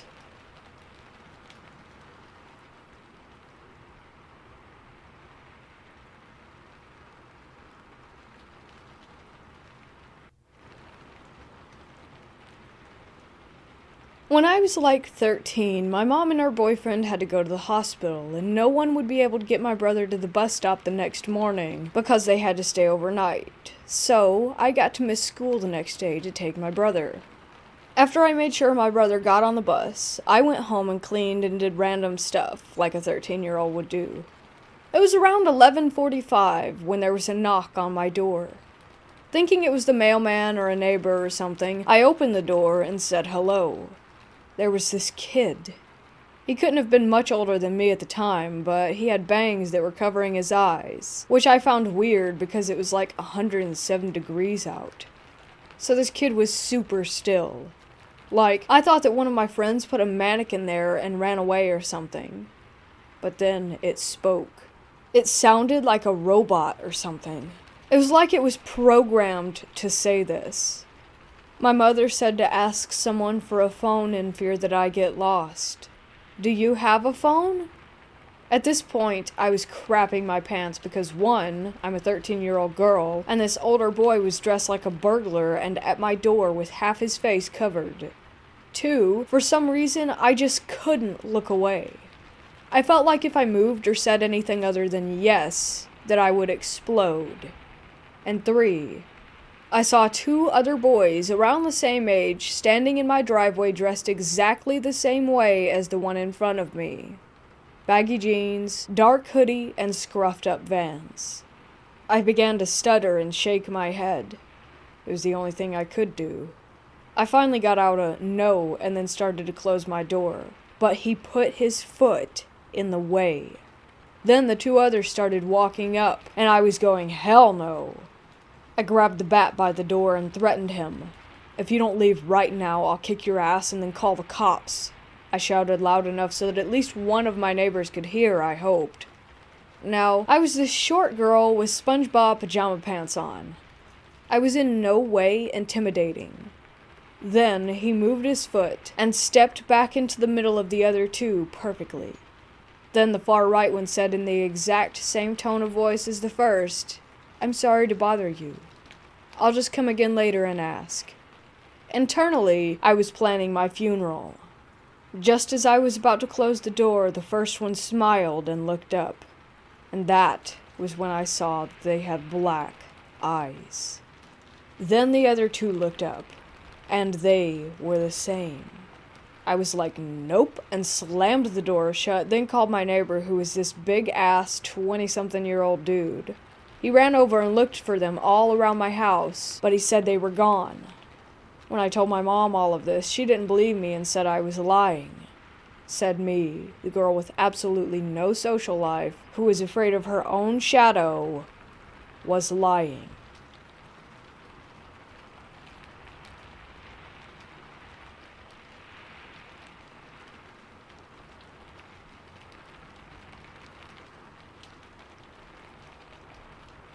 I was a jail nurse for about 3 years in a correctional facility that housed approximately 1,300 inmates. Loved the job, would have stayed longer, but administration sucked. Anyhow, that's another story. I worked night shift, and I've had some really creepy things happen that just could not be rationally explained. I worked both booking and infirmary, but the majority of the incidents occurred in the infirmary. Okay, so I was there maybe a month. Not a new nurse, but new to corrections. Anyone who has spent any time in a jail will tell you that when those heavy doors slam shut, it is a very distinctive, definitive, loud noise. To get into the infirmary, you have to have a key or be buzzed in by a central control. So I'm sitting at my desk, and I hear the metal door outside my office click, like someone from Central has unlocked it, and it opens about halfway, and then just slammed shut. Now, in my office, there is a huge glass window so that the nursing staff can see any inmates that are about to enter. When the door slammed, I thought it was just one of the officers messing around, and I jumped up and went to the window. But no one was there. I called Central, and the officer that answered sounded like I just woke him from a sound sleep, and I said, "Ha ha, very funny." He had no idea what I was talking about. And I knew this officer, and I was surprised that he would go along with any type of prank, because frankly, he was kind of a jerk-off with absolutely no sense of humor. After that, I just thought it was some mechanical glitch. I sat down and everything just changed. It felt colder, and I sensed that I was being watched. I was just all around uncomfortable. I took my stethoscope from around my neck and put it on the desk and left my office to go into the medical department. I stayed in medical for a few talking to the staff in there, and then went back to my office. When I walked in, I went to grab my stethoscope off the desk to check an inmate, and it wasn't there. I looked on the desk, on the side, underneath. It just wasn't there. I should mention that when I left my office, I did lock the door as per protocol, and I'm the only one on the shift with the key. Now I think I'm going crazy, so I start looking everywhere, and I cannot find it. In my office, there is a large closet that holds all supplies that is also locked, with the key being on the set of keys that I carry. Anyhow, later in the shift, I needed to go into the closet and get something. I really don't remember what. And sitting in the middle of the floor is my stethoscope. I picked it up, and the heavy metal door outside my office clicks again, opens halfway, and slams shut. I locked the closet, locked my office, and went out for a smoke. I was scared shitless, but I had responsibilities and patients to look after. So I go back in, and I swear the whole atmosphere was lighter. It was warmer, and I felt way more comfortable. When my shift was over, the central officers rewound the tapes for me, and I saw the doors just open and slam shut with not a single person near them or in the hallway. I wish I could say that that was the last time it happened, or that I got more comfortable with it. I did not, because each time it happened it seems that the doors slammed harder, and that uncomfortable feeling lasted longer and longer, almost as if I were being stalked. Things that went missing were found in different parts in the jail. My pen case in the women's wing, my med sheets in solitary central control room, my portable blood pressure cuff in the kitchen. And each and every time something of mine would show up in another part of the jail, the officers and I would look at the tapes and see no one. Remember, I said I felt like I was being stalked. Well, that's because all these things happened to me, but no other nurse who worked nights. Not one other nurse who worked on my days off had anything happen either. No doors slam, click open, shut, no stuff moving. It was just me. Every officer and every one of the medical staff who worked there well before I got there swore up and down that this kind of incident never, ever had occurred before. It got to the point for me that I started just not staying in my office. I would just get all the stuff that I needed for my shift and sit at the officer's desk. I did that until I left there and got another job. I haven't had anything like that happen ever again.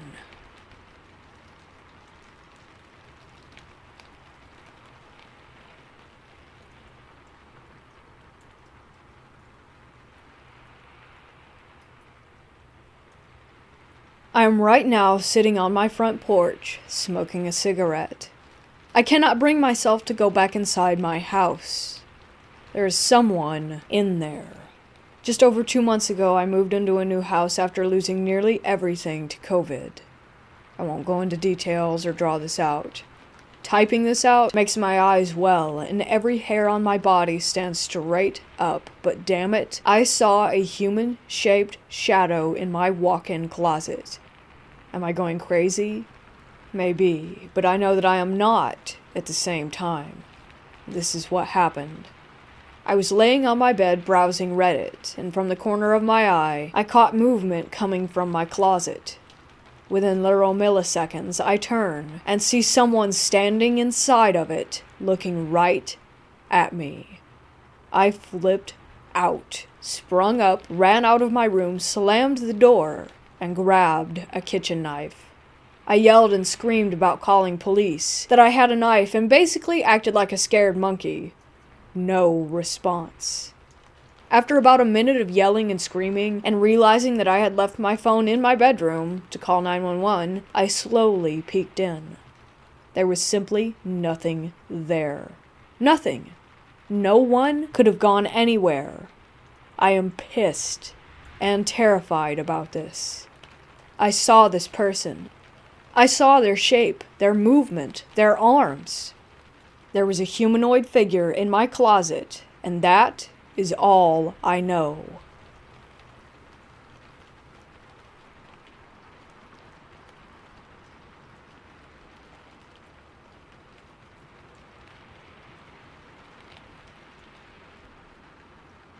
I'm going to start this out by giving some background on my mother. She's currently 58, a nurse, and a devoted Christian.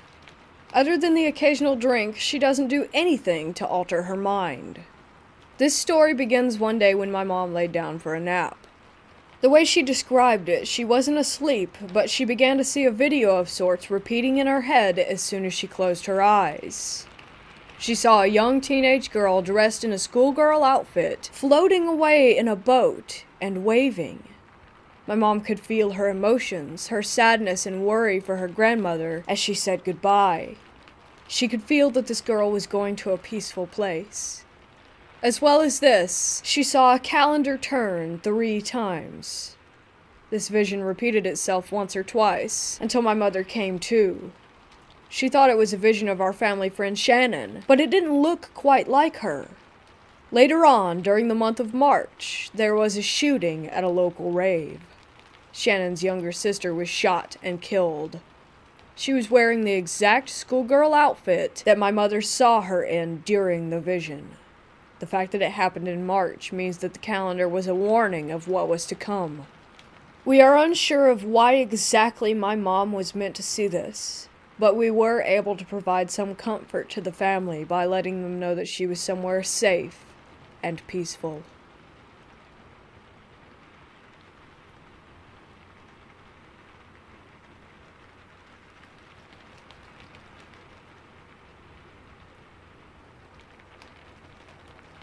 All the guards at my workplace know this theater is haunted. We're all used to the super eerie feelings down in the lower levels, backstage areas. Most of it can be passed off as long work hour stress, but there is definitely some evil shit in this building with us. It's probably an entity that's latched itself onto themes like theatrics and whatnot. I don't know. We got all kinds of stories. We have all heard the grand piano playing on its own in the night, heard ghostly voices arguing every now and then as we walk through the halls. Sometimes I smell a harsh burning in the halls at night, like sulfur. We all know that doesn't mean well. Tonight has been the worst it's ever been. I heard a door slam shut nearby as I was patrolling, and as a joke, I yelled out, "Who it be?" Inside joke with me and my friends to lighten my nerves. And I heard a deep, almost unintelligible male voice saying, "It be me." Sounds kinda funny, but I did not enjoy that. My Bluetooth headphones blatantly refused to work tonight. I also walked through one of the function halls in the darkness.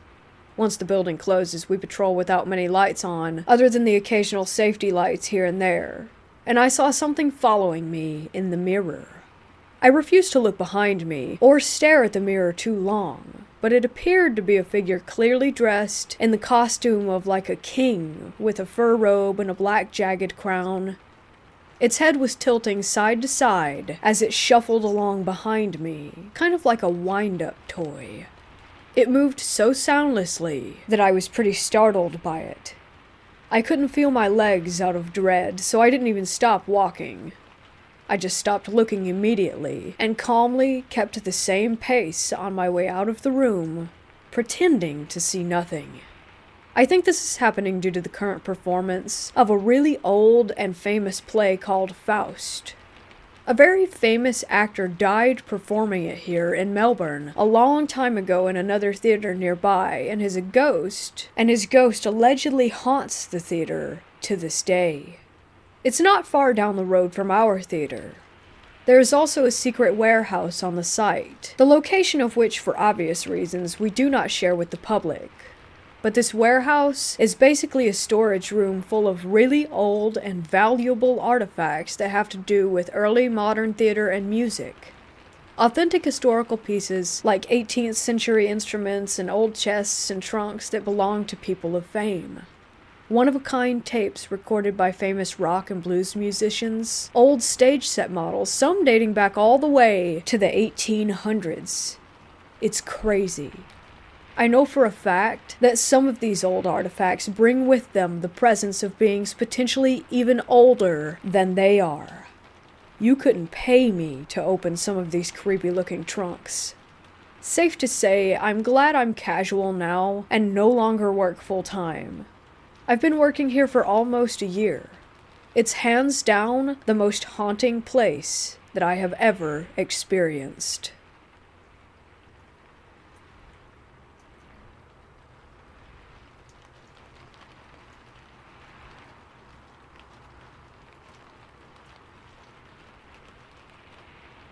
I'm a die-hard agnostic skeptic with an open mind. I believe that anything is possible, but I want a logical and preferably scientific reason behind that anything. The last 10 days, however, have been absolutely insane. It started when I was a little kid. In my memories, I see kids between the ages of 5 and 11 with solid black eyes and smiles too big for their faces. I had a bad childhood, so I just figured they were added memories by an imaginative mind, because that's the answer that solidly fits my skeptical scientific worldview. Last month, I started seeing a girl. She told me about her experiences with sleep paralysis and shadow people. I explained to her that it was a rational experience caused by being in a hypnagogic state. Then she brought up the Cheshire Cat kids. Her recollections matched mine as a child.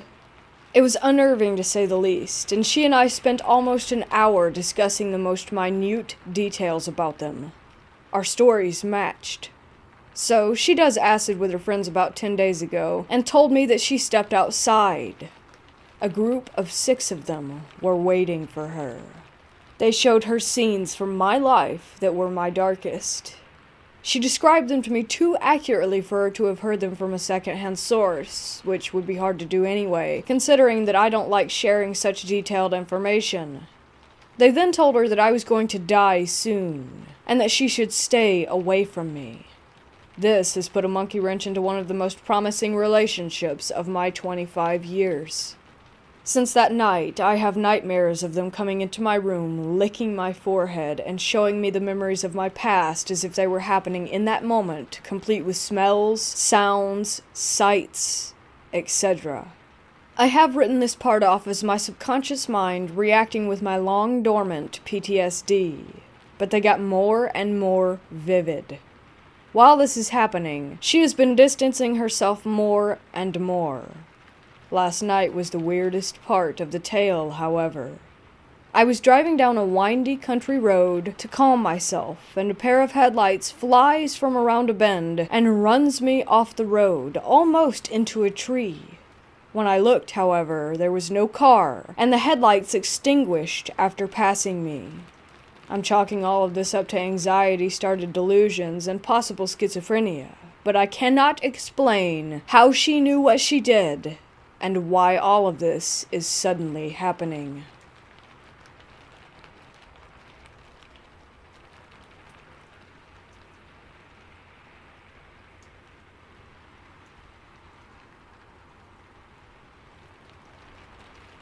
So I've been sitting on this story for 3 years, telling some close friends who respond with astonished looks and advise on mental health and think I'm completely insane.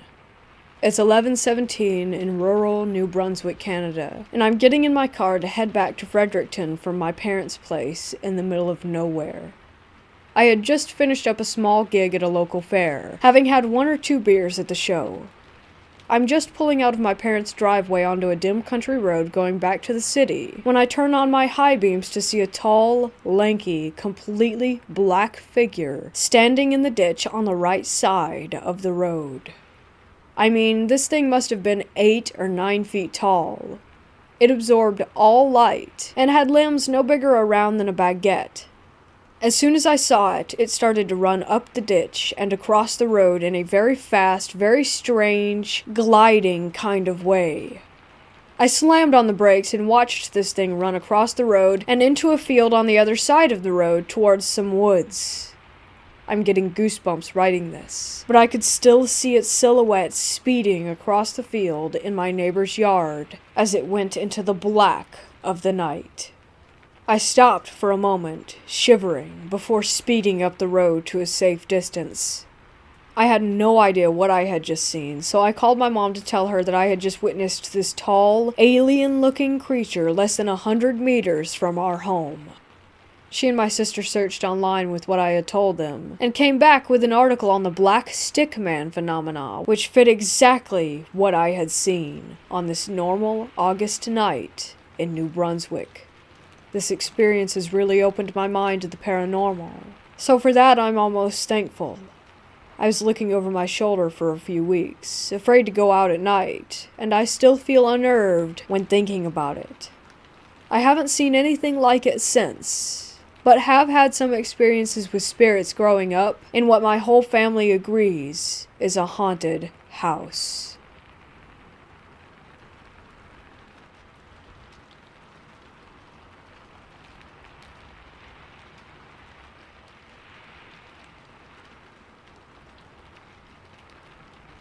When I was a kid, I lived in a 1-story house that had a very small space that you could consider an attic.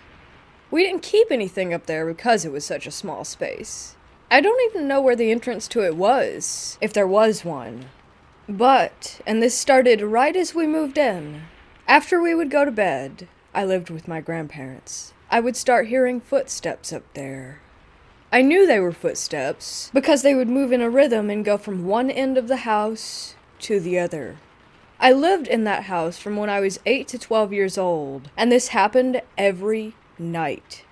I repeatedly tried telling my grandparents about this, and they always said it was just the house settling. I was never able to sleep well as a kid, so while my grandparents would be asleep as soon as 8 p.m. struck, I would be lying awake in bed staring at the ceiling.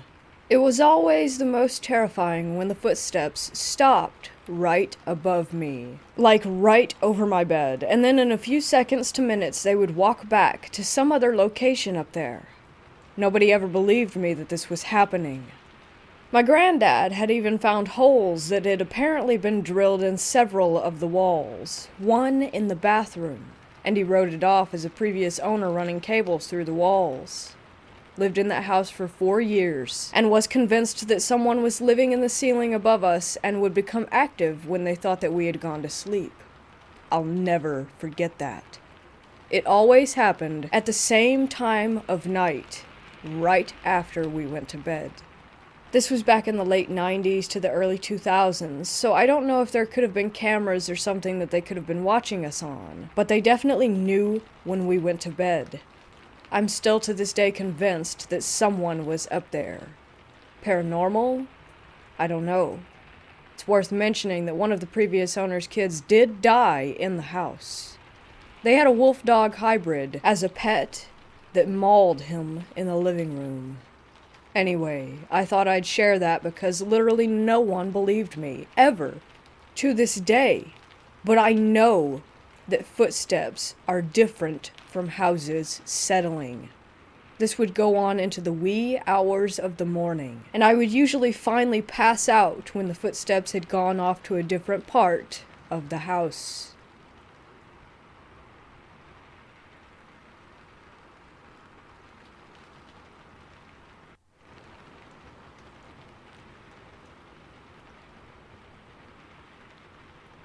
I'm going to tell about my experience, but for certain reasons I will not be naming anyone specifically. It was 2014. I was 13 years old at the time, and my great-grandmother was in a nursing home as her mental health had started to slip and as my great-aunt and uncle couldn't take care of her anymore. I remember the last time that I had seen her in person. It was a sunny January afternoon, and me, my parents, grandparents, and my aunt and uncle had decided to talk outside as opposed to the sad, depressing clinical interior of the nursing home. Despite my great-grandmother having memory issues, she recognized me right away and told me specifically hello. It's March of 2014, and during the night, I'm having memory flashbacks of things that me and my great-grandmother used to do, like stringing long strands of old-fashioned buttons, or the time I had my first ever garden-grown tomato raw, sitting on the porch swing with her while my grandfather worked in the field. I remember waking up that morning and asking, almost demanding my mother to call the nursing home, or my great-aunt and uncle, and she called them while I took a shower. After I got done, my mother informed me that my grandmother had indeed passed away from old age. I spent the rest of the day walking around our house in an almost trance-like state.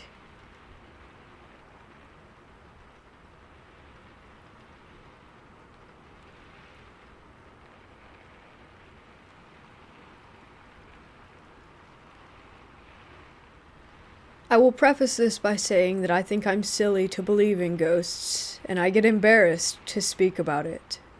The alternative to believing that I was haunted is admitting that I am much more mentally ill than I had ever believed, which is absolutely possible. This took place over a few years in a farmhouse in the desert of Arizona. It was newly developed land. We moved into the place when I was 15.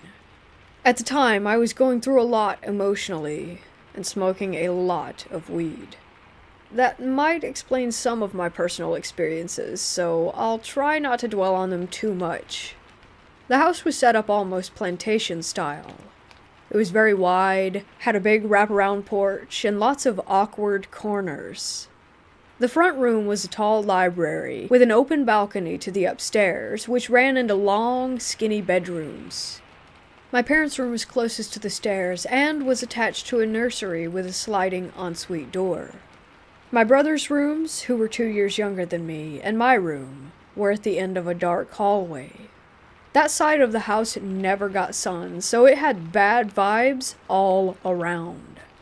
Downstairs, there was a messed up Harry Potter-style closet, a sunken-in living room, a kitchen in the center of the house, and a sunken playroom for the baby. It honestly started the first day that we moved in. My brother and I were the only ones in the house, and we were unboxing plates. It was so empty that everything in there echoed. I swear it sounded like a little girl laughed, like a creepy track that you could get off of an app or something. Keep in mind, the TVs were not plugged in. We were on an acre of land, far away from the dirt road, and my brother was way too stupid to pull a prank like that.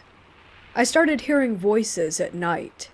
This wasn't unusual. I honestly used to freak myself out so badly that I think I made noises up to scare myself.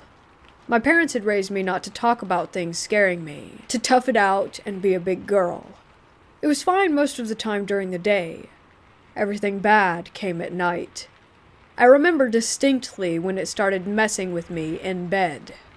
In solidarity, my brother and I kept our bedroom doors open for the hallway's nightlight, and in case we needed to call for each other. We had a pretty messed up childhood that might have contributed to all the codependency I'll describe during this. I was falling asleep, but not quite out. I felt the blanket slipping off the bed and reached down to grab it. This was common. I didn't have a bed frame with a foot. It kept slipping no matter how I tried to tuck it. In classic horror movie fashion, the last time I pulled it, I felt tension. There was nothing it could have been caught on. I felt like the second I went from confused to terrified, it bounced back to me. I don't know how to explain this that well, but I was certain that someone was under the bed pulling it away from me. Later, I moved another nightlight into the bedroom. It was a kind of spooky amber orange, and I convinced my parents to let me paint the walls cherry red. Again, I was almost asleep, but not quite out, so I don't think it could have been sleep paralysis. I heard the carpet rustle, and maybe joints cracking. It sounded like my mom had come in to check on me. I opened my eyes, and immediately froze. I don't think I've ever been more scared in my life. There was a woman crawling across my floor from the far side of my room to the foot of my bed. She was pale and stringy-haired as if she were going bald. I couldn't see her face. I don't know how I fell asleep. I couldn't scream or move. I think she disappeared under my bed. But again, this could always be a hallucination. My baby brother was about 7 months old when she started coming out during the day. My mom was a teacher at the time and was able to stay home with us during summer vacation. It was lunchtime and we were watching a movie quietly downstairs while the baby napped. There were noises upstairs, as if something had been dropped to the ground. We listened for a second before my mom ran up. She thought the baby had fallen out of his crib. We opened the door and found him sound asleep. There was weird white stuff on the floor. It took us a while to figure out that it was drywall or something like that. There was a crawl space to a small attic where the AC and insulation could be reached. It was barely big enough to get into and a good 9 feet from the ground. It also had to be pushed up and slid over to open. There was a visible gap. The carpet was a really ugly dark blue, so we could see the white spots on the ground as if something had been dragged from one side of the room to where the crib was, and it stopped right in front of it. My mom checked the closet and called my stepdad. He couldn't leave work, so he stayed downstairs until he got home and checked the crawl space. We have never had animals. It's really difficult for most things to live in Arizona, so wildlife is pretty rare in that area. He didn't find anything, or signs of anything living up there. This happened every other day for 2 weeks. We really didn't know what to make of it. My mom thought it might be the AC suctioning the opening upward. It stopped and didn't happen again for 2.5 years, until my baby sister was born and stayed in the same crib. Again, it happened on and off for a few weeks, and never again. To keep my own solo experiences brief, I had a period of 3 months where I straight up did not sleep. I went crazy. Every night, I felt like my bed was shaking. The instant I laid my head down, it would vibrate, the metal frame would sway, and I would feel as if something was pushing the mattress between the baseboards or sitting on the corner.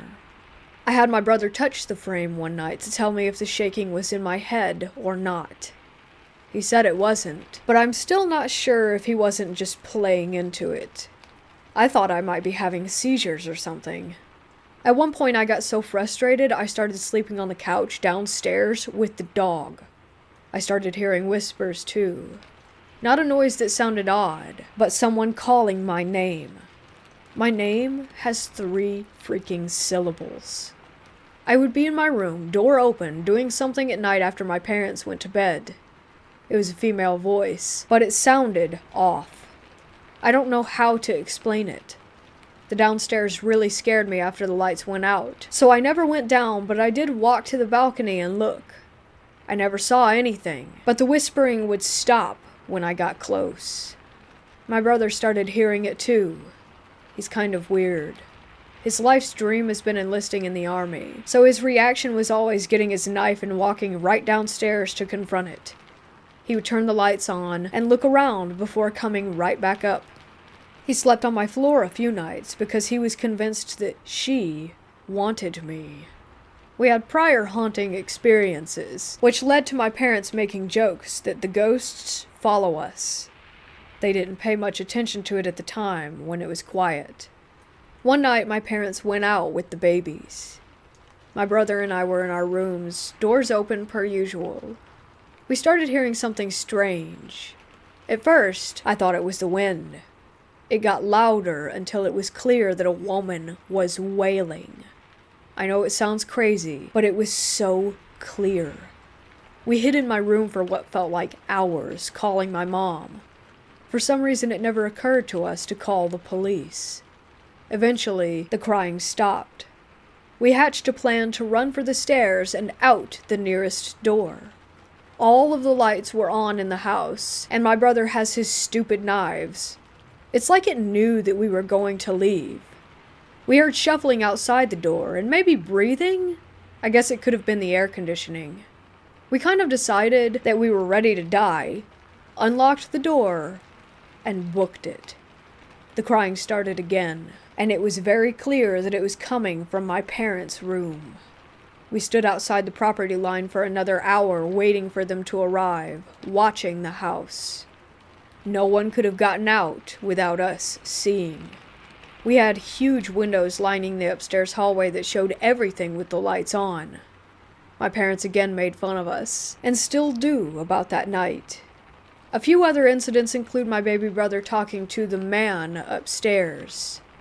He would stand in front of the balcony and chat up to someone. He told us that the man was hiding in my room. He talked about the man in the window and would ask, "Who's that?" directed to the doors at night. I don't want to talk about all of it, but there were so many instances of voices, doors slamming, and things being knocked over in my room that I really did think I was losing my mind. I moved out at 18 and came back occasionally, usually to babysit. Apparently, my reluctant believer mother and absolute skeptic stepdad watched a coffee pot jump off of the counter. They were also outside sitting and having an open fire while drinking a coffee when they saw a figure in the balcony window of our room.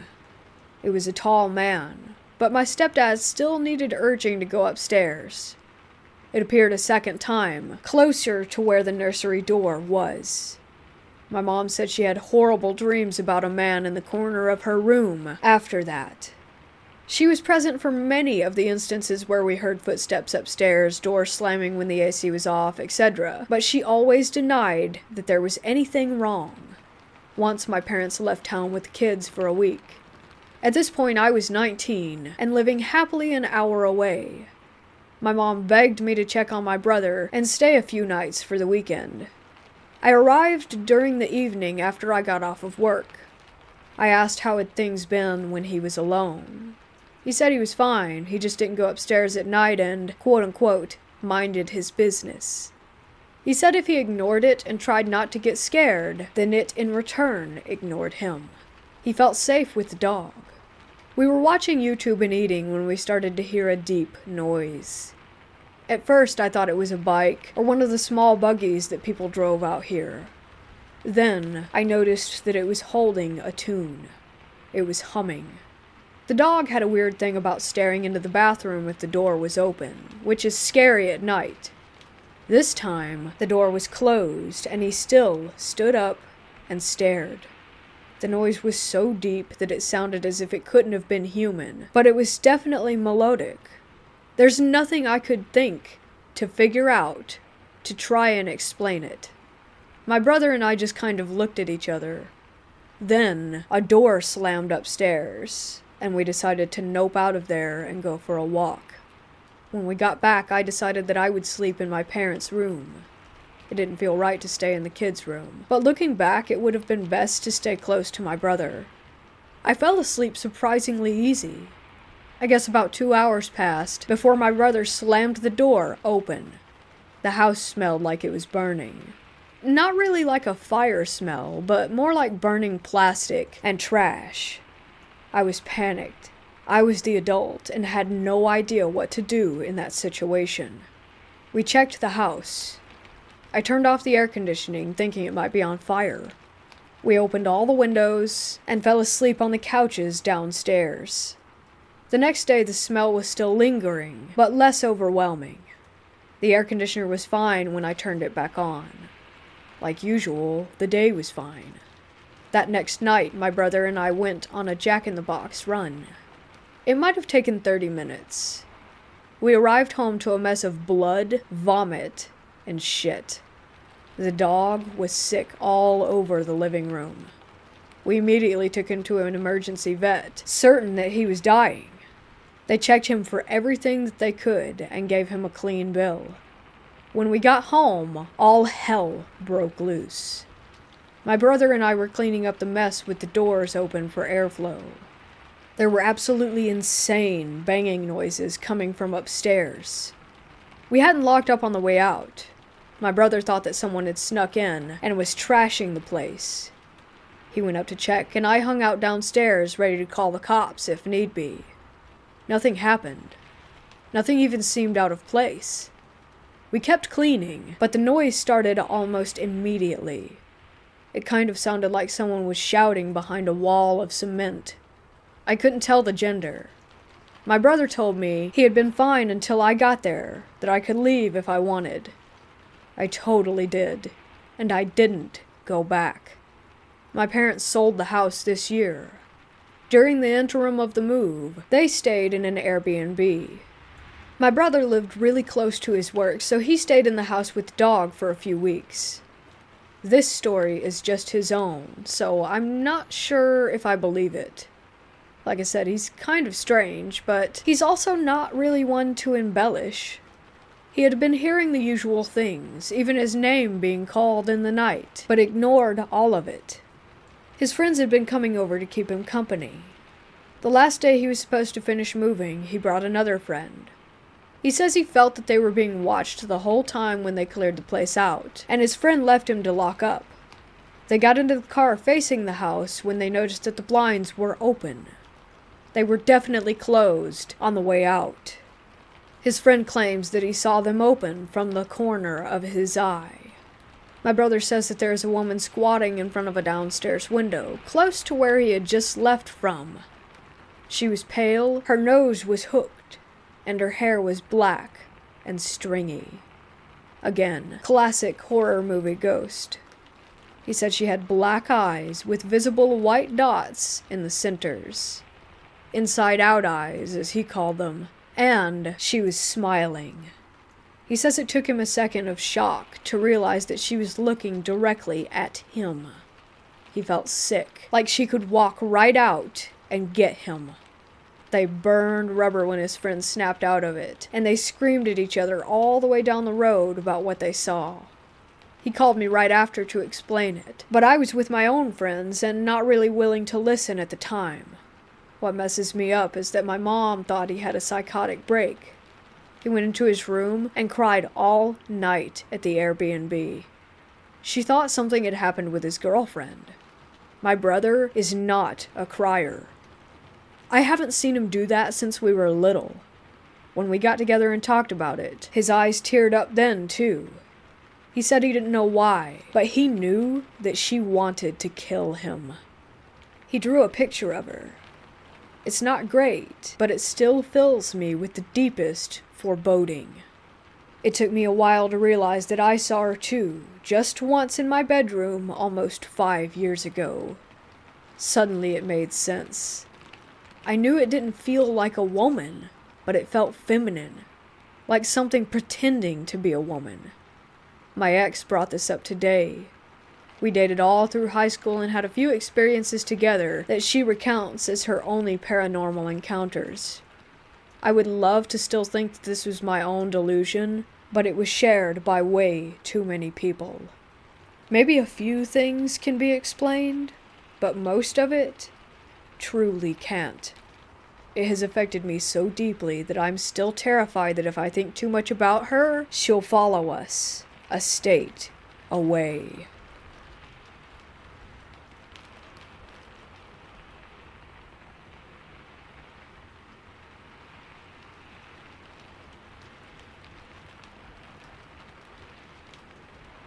This past weekend, my boyfriend came over and we were hanging out downstairs. I soon got tired, so I ended up going upstairs to my bedroom.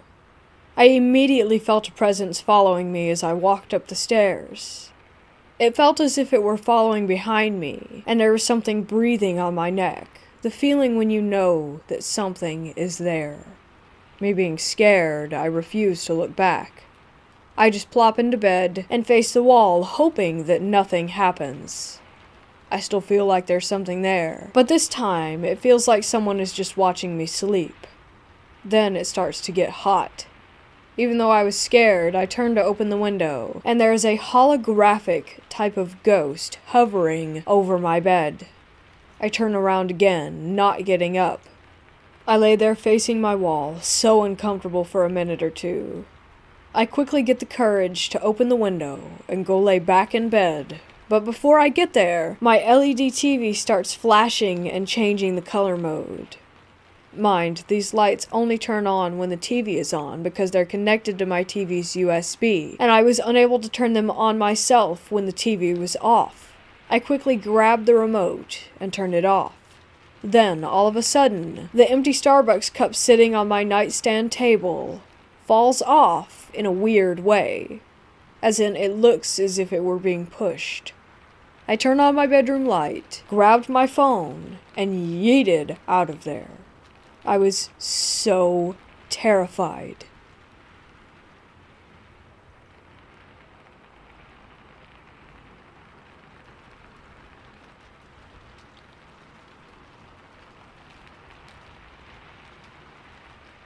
I was home alone on Thanksgiving.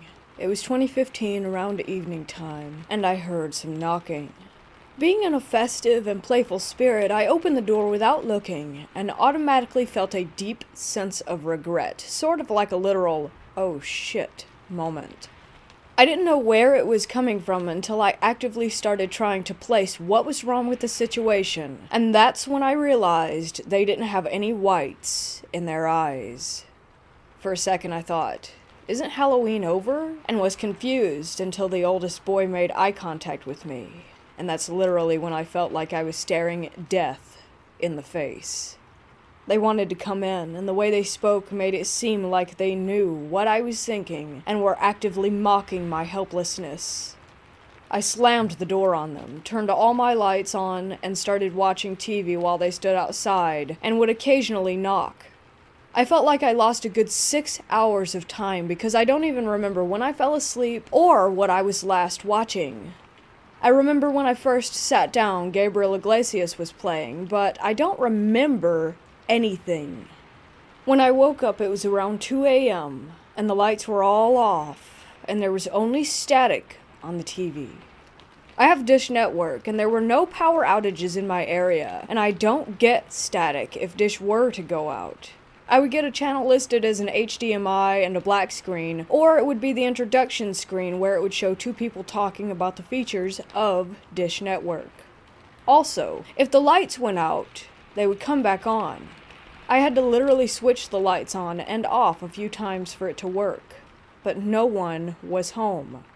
After that, I would occasionally see them outside, and every time it would be pin drop silence, and my lights would occasionally go out or something would lose power like my dish. One time my phone that was at 63% dropped to 1% in 5 minutes. After a few months of being afraid of every knock, I decided to call an imam to bless the house. I also saged the house and brought a lot of different surahs, psalms, to put in every room, including the bathrooms. Since then, the visits have stopped. However, a few months after that, I remember hearing a blood-curdling scream and a banging sound on my door. I looked through the peephole and saw nothing. A few months ago, maybe 2 or so, my mom and I heard a banging coming from the front door, and same thing. No one was there. I don't know if it was them, or something coming back, or just kids playing a prank, but I was so terrified.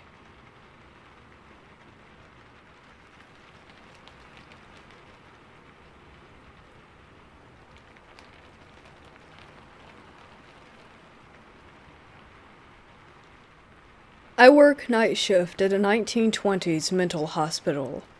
Obviously, countless people have died here for various reasons. Hangings, murder-suicide beatings, accidental overdose, electroshock therapy, etc. There are 4 floors, with the 4th floor being the well-known hotspot for paranormal activity. Me being security, I have to check it out every once in a while. The 4th floor is essentially an extremely long hallway, approximately 1,800 steps. With housing units, each unit has a 5-inch thick steel door, and there's a window at the very end of the hall. They don't house patients due to the fact that the county took over a while before I started, and it's completely empty by the time third shift rolls around. The fourth floor is also the only floor in the entire complex that is completely off the ground due to the complex being built into a hill. It is also where the electroshock therapy took place a long time ago. This occurrence happened last Wednesday on third shift. I wanted to do a walk through the fourth floor that night around 3 a.m. for no reason other than I was feeling brave. I walk all the way down to the window. Eventually, as I got closer, I started seeing that the window obviously needs cleaning. When I got about 5 feet away, all of a sudden there was a handprint that would have been extremely noticeable from even 15 feet away. I looked at the handprint, turned around, said nope, and walked back down the hall. On my way back from the window, I peek into a side office area with my flashlight just to look. Nothing. Kept going. After a couple seconds, it sounded like someone was running up behind me, so I walked even faster because everything in my body said not to turn around. As I kept walking, I passed by a unit, and as I passed, I heard what sounded like someone punching the door. Put it up to paranoia due to the running I heard prior, that is until I passed another unit. Another loud thud, as if again someone had punched the door. So at this point I start speed walking down the hall, and while I am, I hear footsteps following mine. Mind you, these units are not connected at all, and again, the entire floor is completely empty. That's just one of my experiences. I have also been having dreams of a white, skinny woman in a hospital gown that has black hair with bangs in her face. I always thought she was just a reoccurring person in my dreams, until I talked with one of the CNAs that worked tonight in the kids unit. I never brought her up to the CNA. We were just talking about ghosts, and she said that numerous people have said that they've seen the exact woman that I had just explained. We were just talking about ghosts, and she said that numerous people have said that they've seen the exact woman that I just explained. I then explained to the CNA in detail about how she looked in my dreams, and she just went pale, and her mouth hung open. Supposedly, this ghost is extremely well known throughout the hospital by various people. People have seen her in mirrors, have been locked in bathrooms, and have seen her just walking around.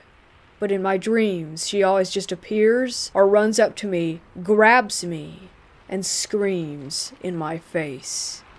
There was this one dream in particular where I woke up from a dream to wake up in my duplex's stairway. I walk down the stairs, because that's where my bedroom is, and walk into my bedroom. Once in there, I see my bed, my fiancé sleeping on her side of the bed, and myself also sleeping. In front of my closet, which is on my side of the bed, I see that same woman standing next to my body, just staring at me. I walk up to her, and I get the courage to ask her just who the hell she is. She looks at me, grabs me, screams in my face, then shoves me onto my bed, which is when I officially woke up at 3:15 a.m. I have no clue who this woman is at all, but I still dream about her every now and then. Every single dream is in a different place, but she's just there, and this has been going on since I started working at my job.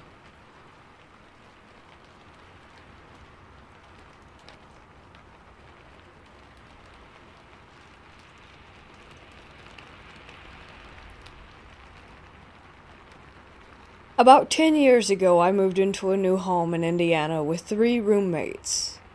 I won't go into too much detail about where the home is located out of respect for my former roommates, one of which still lives there.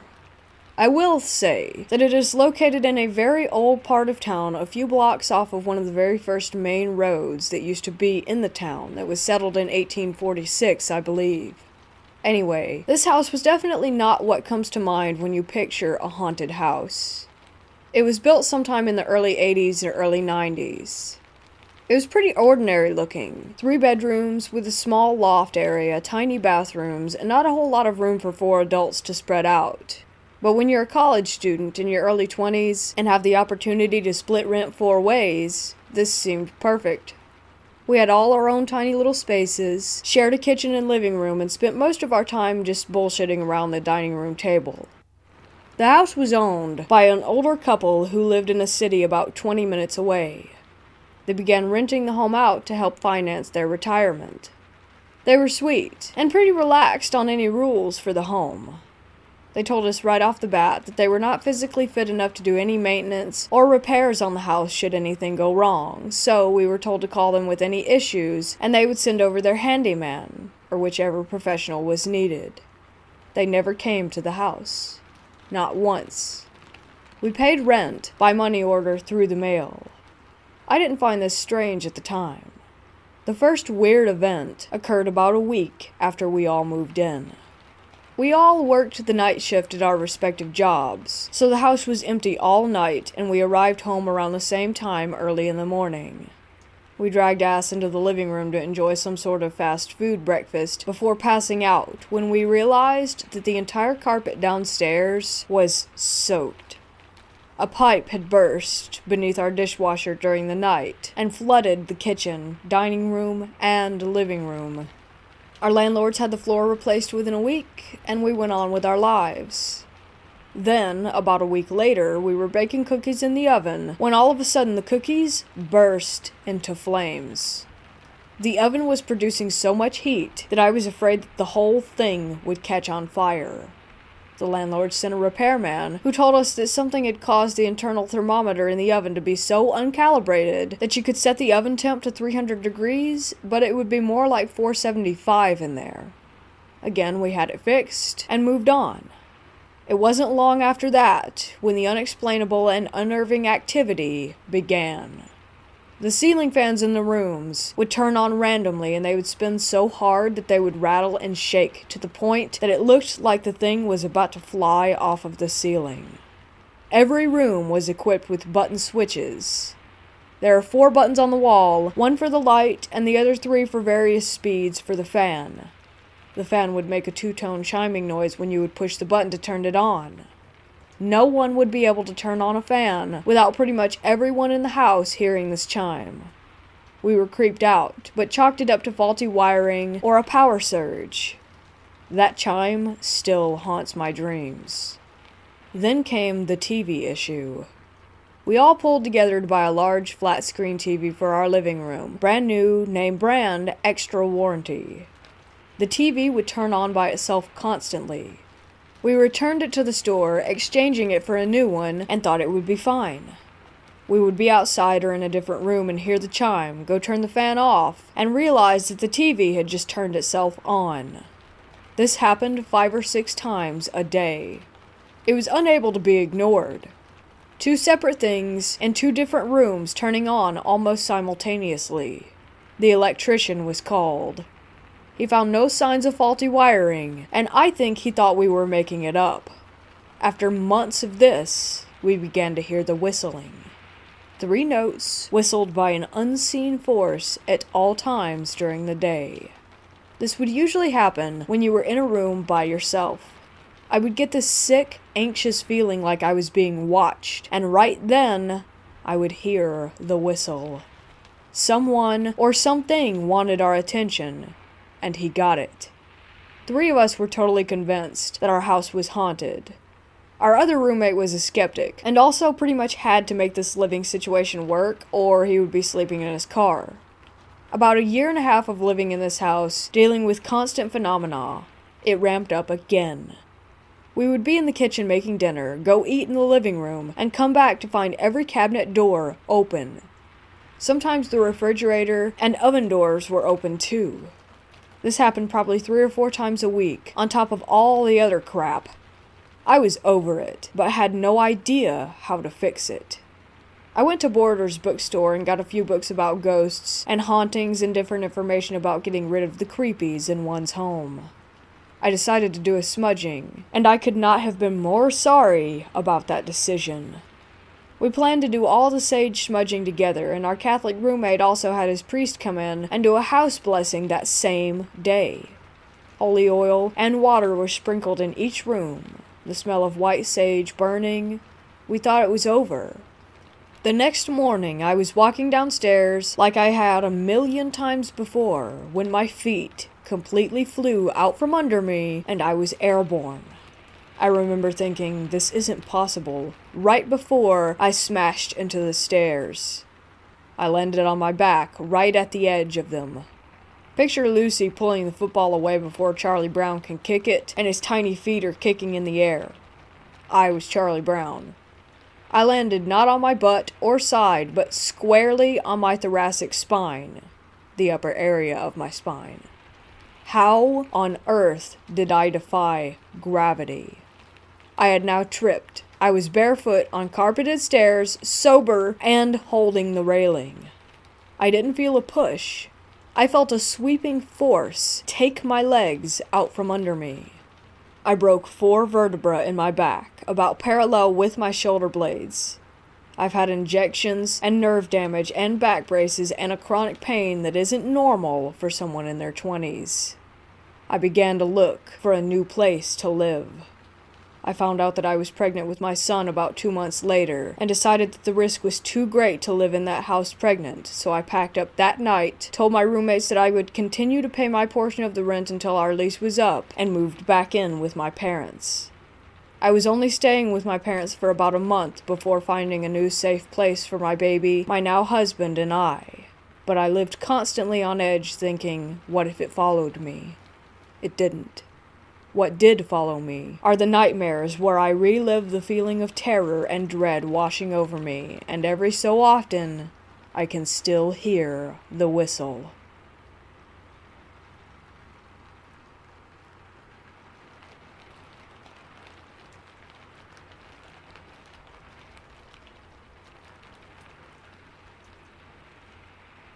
I work in a hospital that's run by the Sisters of a Catholic Convent.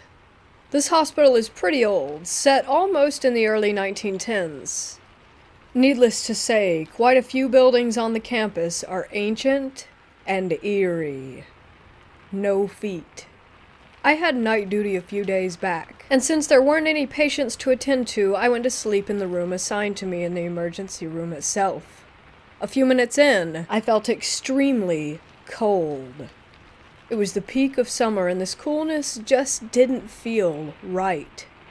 I got up, switched on the lights, and went out, calling the nursing staff. I told them I didn't feel comfortable sleeping in there tonight. They were more than happy to entertain me for the rest of the evening. One of the staff is a dear friend, and she asked if I wanted to hear a ghost story.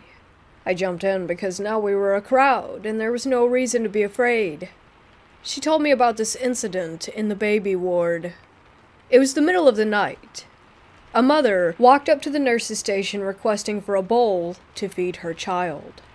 One of the nurses noted down the details, mother's and baby's name, and handed over the bowl. A few seconds later, the same nurse happened to look back and saw that the woman had no feet and was floating away in the air. She pointed to the other sister as well. After recovering from what they had seen, the nurse fired up the system to check the patient's name, and to their surprise, the discharge summary by the baby and mother's name showed up. The mother had died of postpartum hemorrhage after delivering a premature baby, and the baby too had passed away a few days later due to some neonatal infection.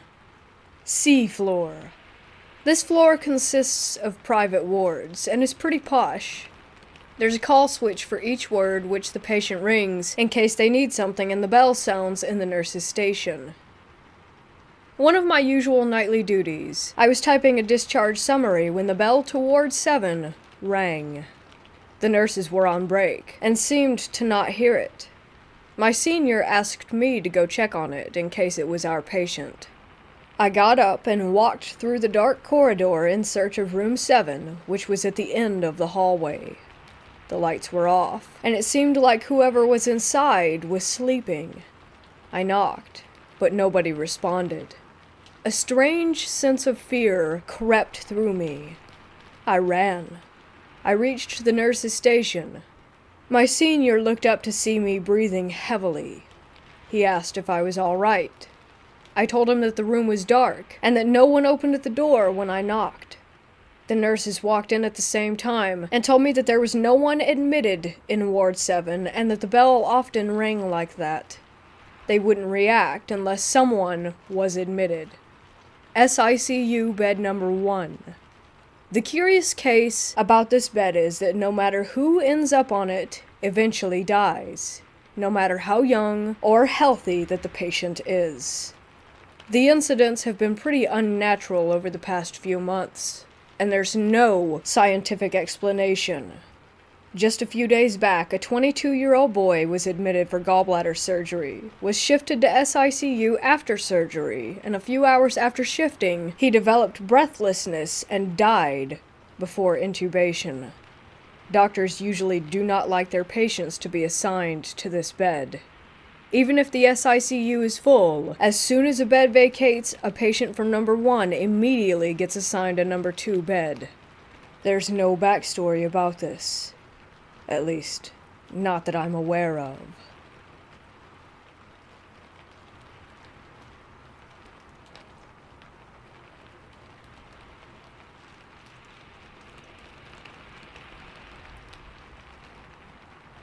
This story takes place during the late summer in the 1960s in Iowa in a very small farming community.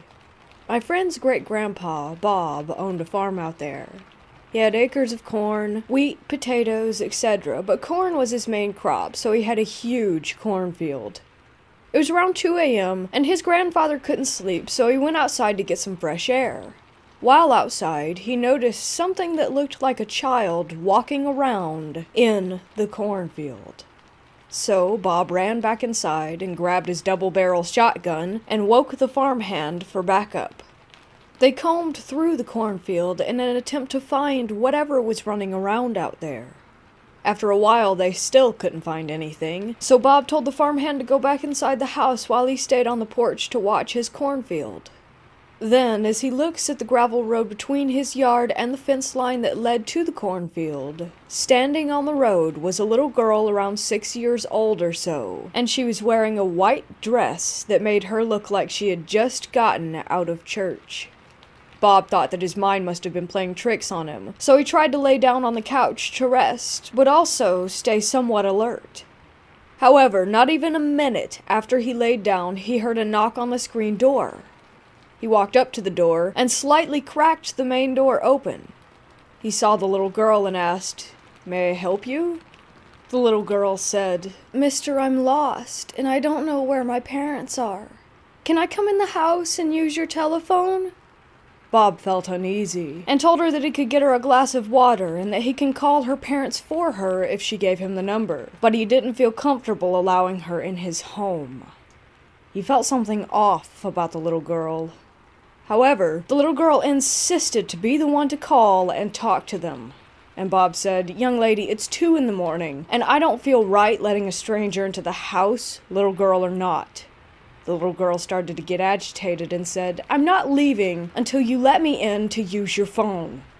Startled, Bob told the little girl that he was going to call the police to come pick her up so that they could keep her safe and find her parents.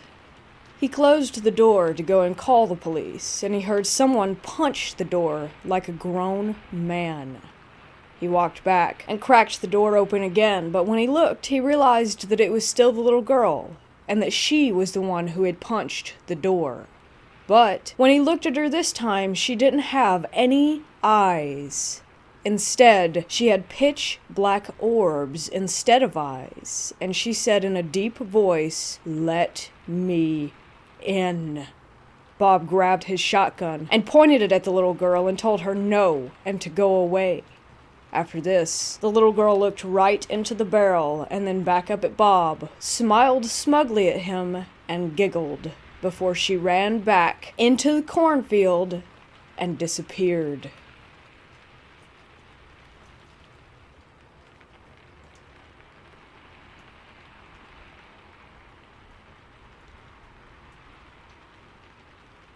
I have an attic in my house, and ever since I was young, I hated going up there. It was dark, as there was no light, and it was always absolutely freezing. It had a really bad energy, and my anxiety would skyrocket whenever I had to go up there with my dad. It felt like someone had set a timer, and time was running out, if that makes sense. It was like I had to get out of there ASAP, or something would happen. In 2016, my parents decided to convert the attic and make it into their bedroom. After this happened, I noticed a lot of unexplainable events. One day I was off from school and I was home alone. I was lying on my bed watching Jeremy Kyle show clips with both of my cats on the bed with me. Then I heard what sounded like someone walking down the stairs from the attic. It's a very distinct sound, and I knew it was the stairs creaking as they were new and didn't normally make any noise. I paused the video and listened. I didn't hear anything, so I continued watching, now a little on edge. 2 minutes later, I heard the footsteps again. Peanut, my cat, started hissing and meowing and went to the end of my bed and hid. At this point, I was tearing up. I somehow managed to get out of bed and pull my dresser in front of my door. I sat in front of the door and called my dad, sobbing. I explained to him what was happening and he said, "Go out of my room and look." Hell no. I begged him to call my neighbors to come in and get me. It was only after I called my dad 5 times, he kept hanging up on me, that he called my neighbors. One of my neighbors, who have a key, came in. I flew down the stairs, sobbing and shaking. My neighbor checked the house, but no one was there. I didn't feel safe staying home for weeks after this. My best friend and I would hang out after school at my house most days, and whenever we did, we would always hear noises from upstairs. One time in particular, we were in the kitchen making noodles, and we heard banging. I assumed it was my cat and didn't think much of it. My friend then shushed me and said to listen. From upstairs, I could hear the sound of someone opening and closing a chest of drawers and slamming my wardrobe open and shut. Now my cats are loud, but how on earth does a cat open up a drawer? It's a very distinct sound. We ended up waiting in my back garden holding a paint scraper and a knife until my dad came home. This is by far one of the scariest ones. My dad called up the stairs to me and said he was going to the shops. Once he left, I went downstairs to grab some food. I asked my sister if she wanted anything to eat, and she said yes. She was in the front room, so I was talking to her from the kitchen. My dad knocked on the door, and I yelled at her to get it. She didn't. I went to answer it, giving it to her for being lazy. When I opened the door, in came my dad and my sister. After months of noises, banging, hearing people talking and walking around when I was home alone, I was sick of it. I felt anxious to be in my own home, and I had other things to worry about. So one day I decided to try to talk to whatever it was that was in my house. I didn't use a Ouija board. I just sat on my stairs and had a chat, I guess. I told him that I respect that they were in this house before I was, but that they were scaring me and stressing me out. I asked if they would be able to leave or at least stop frightening me. After this, I've never had anything happen in my house. No banging or noises. I think that it was the spirits of the previous owners, a nice elderly couple who sadly died in the house of natural causes.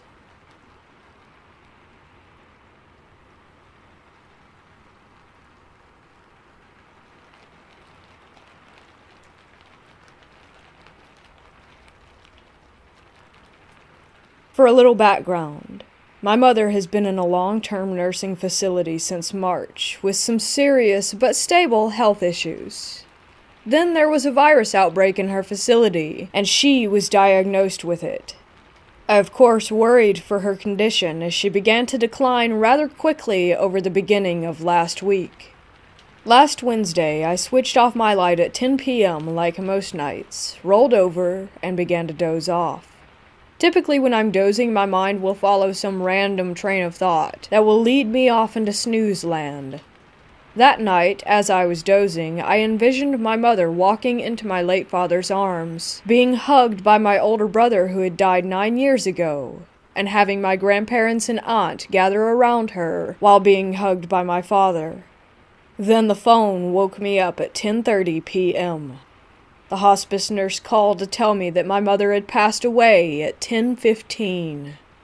I like to think that I was seeing her entry into heaven, with my family's love and long-missed affection return to bring her to happiness.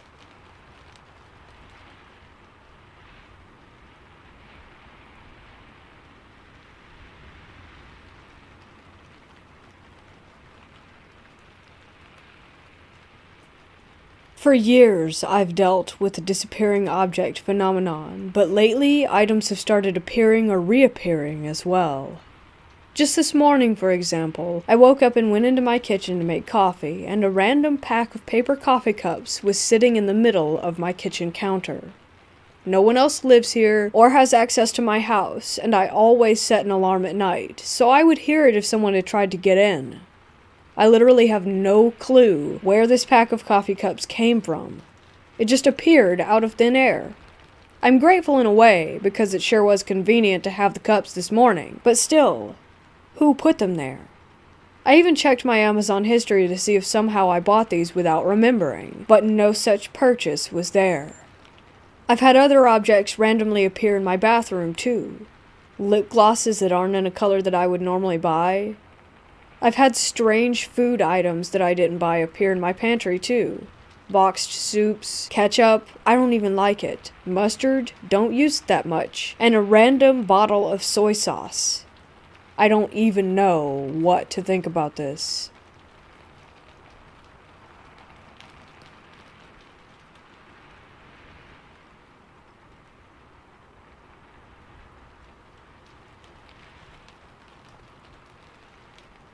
I worked at a small, old hospital for a couple of years.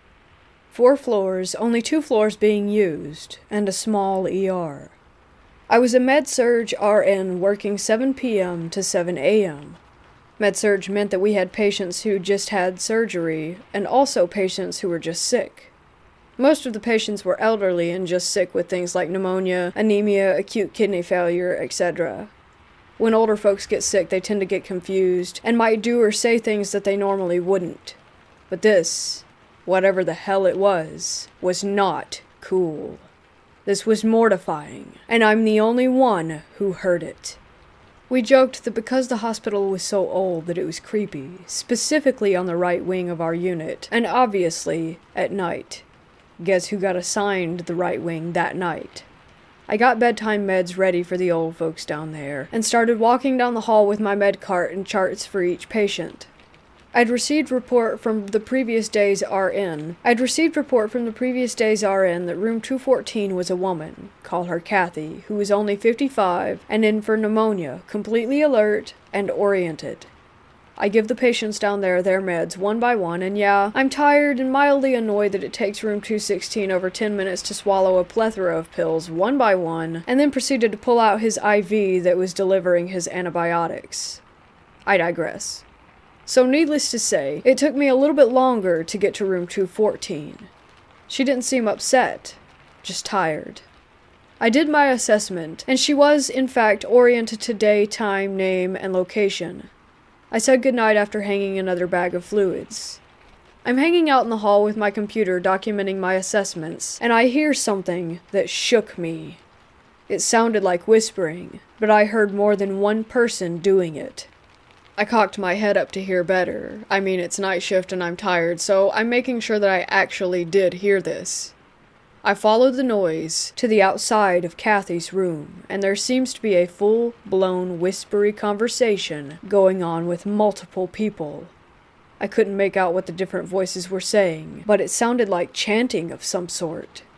I had to make sure that I was legitimately hearing these whispers that seemed like they were coming from different people, and try to make sense of it. I walked slowly past her door, which was slightly cracked open. Hoping to hear things more clearly, the whisper chanting sounds only got louder, but were still unintelligible. Kathy, who had been tucked in bed and dozing off when I saw her less than 7 minutes ago, was now sitting straight up on the side of her bed, looking away from me at the wall. Doesn't sound that scary, right? Well, Kathy was unable to lift herself out of bed without assistance during my assessment. She was having labored breathing when I assessed her. Now Kathy has pulled her nasal cannula out of her nose, that plastic thing that goes around your face that has the two spouts that go up your nose to give you extra oxygen, and sat up in bed in less than 7 minutes without struggle, and then she stood up, still looking away. She turned and walked to the bathroom, still without seeing me. Because she was labeled a fall risk, she shouldn't be out of bed alone. I saw her profile, and her lips were not moving, but the whispers grew louder. I panicked, but kept my cool. I briskly walked to the nurse's station and asked if a nursing assistant could please help Kathy with the restroom. I normally would do it myself, but I was rather busy and Kathy was doing quite well on her own. I was sweating, freaking out, and getting further behind on my charting. The nursing aide helped Kathy and didn't report anything unusual when I asked her how she was doing. I swear I heard those voices. They were unsettling, to say the least. I requested the left wing as often as possible after that, and eventually went on to work at a larger hospital.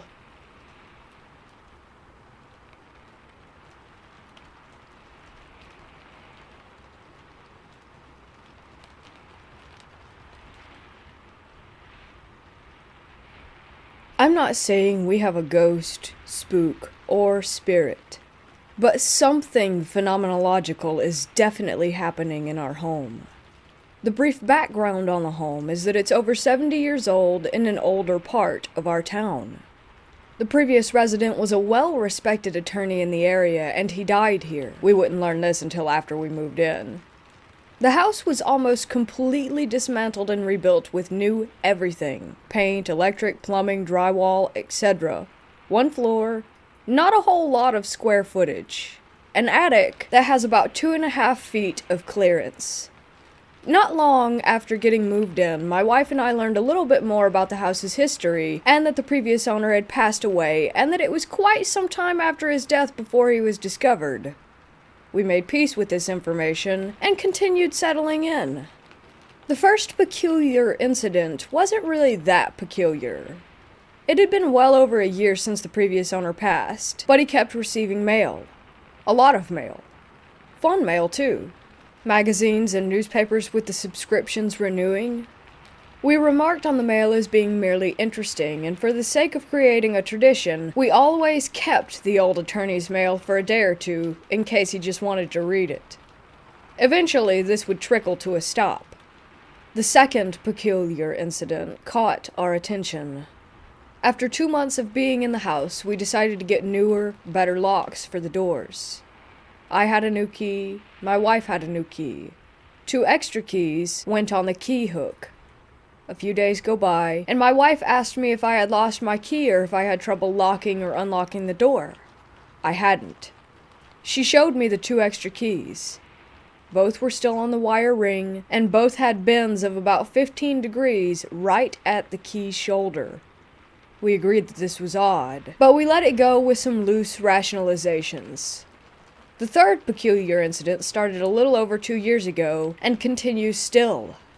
Neither I nor my wife smoke.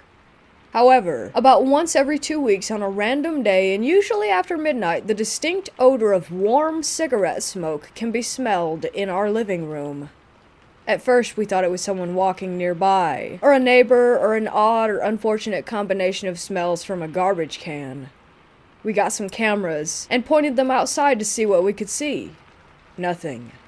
The last time we smelled cigarettes was about 2 weeks ago. And we've had electricians check our wiring on unrelated matters just in case. The fourth incident relates to the second. 2 metal spoons in the silverware drawer were bent. Almost snapped. Aside from the cigarette smoke, it's been a while since anything has happened, until last week. For whatever reason, the attorney's mail is resumed and the 5th peculiar incident has occurred. I work out in the woods, and my wife now works from home in the company of our 2 cats. In a flurry of texts and phone calls, she told me that it sounded like someone was running around upstairs, as if they were rushing across the house to answer the phone, was how she described it. We've had squirrels in our useless attic and the occasional tree branch. The footsteps exceeded both of those. The sixth and most recent peculiar incident is equal parts mundane and intriguing. We have a favorite spatula. Yes, we do. Some of you reading this probably have your own favorite spatula, spoon, fork, pot, pan as well. We used the bright robin's egg blue utensil to make our Thanksgiving dinner and set it aside with the rest of the cooking detritus. That evening, and the following morning, the kitchen is cleaned and everything is put away. Sunday began the greater holiday baking season, requiring the favorite spatula. Except, it was missing. The ceramic container where the utensils are stored has everything else. Red things, green things, metal things, wooden things. Visual inspection of the surrounding area results in zilch. Every cupboard and drawer opened and investigated to nothing. We sadly conclude that after the big cleanup, it must have ended up in the trash. So we began an online hunt for its replacement. On Friday last, I get a picture of the utensils sitting quite happily amongst all the others. I was confused by this, since the evening before we had to use other tools instead of the missing spatula because it was missing. So, sometime after 9:30 p.m. Thursday and 7:18 a.m. on Friday, something that was missing for at least 5 days returned. So, here it is in order. 1. A confluence of strange coincidences. 2. Sleepwalking. 3. Someone is managing to live in our attic. 4. That I and my wife are in a weirdly mutual prank cycle. Or 5. Something real is happening. If you have any ideas, tests, solutions, resources, or suggestions, I'm listening. Nothing seems malvoyant about what's been happening, but it's definitely happening.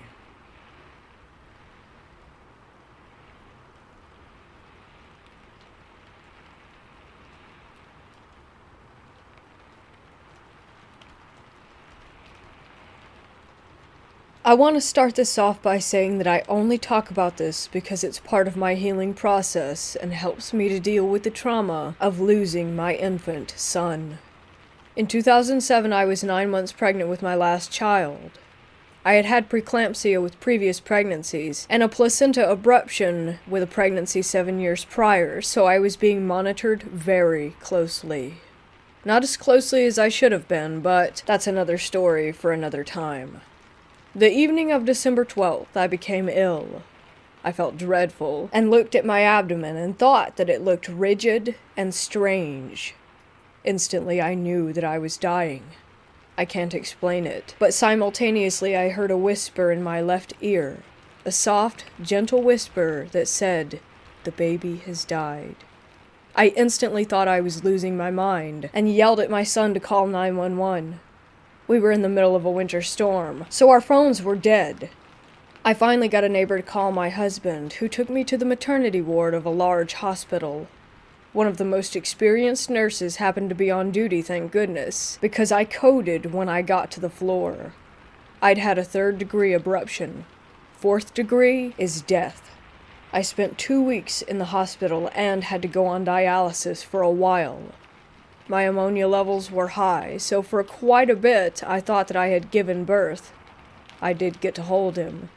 He was beautiful, with dark curls. When I got to the medical surgery floor, I was coherent and trying to come to grips about why this had happened to me.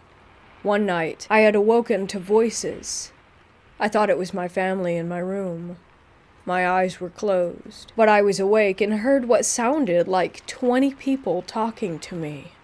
I was lying there, trying to understand what they were saying about me, but all the people were talking so fast, and in a hushed tone. I opened my eyes to find no one there. Not one soul. What scared me was that as I opened my eyes, one person said, "Shh." A second person said, "Shh." Then there was a collective, "Shh." I was terrified, in a dark room with the door shut, and I had a hard time moving around because of my emergency C-section incision. I started calling for my husband. He didn't answer. He would often sleep on the floor, beside my bed on a pull-out sofa chair.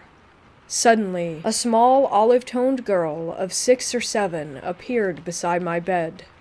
She had 2 curly ponytails and was dressed in 1970s type clothing. I could not see her eyes, just dark shadows. She pointed to the other side of my bed and said, "He's over there." My husband had been on the left side of my hospital bed and was asleep. I turned back to face her, and she was gone. Having that experience in the hospital helped change my insight about death. I know that I will see my infant son again one day. I also think that the people's voices I heard may have been people that had passed away at that hospital, as well as the little girl. I felt no threat at all, but was frightened because this was so unexpected.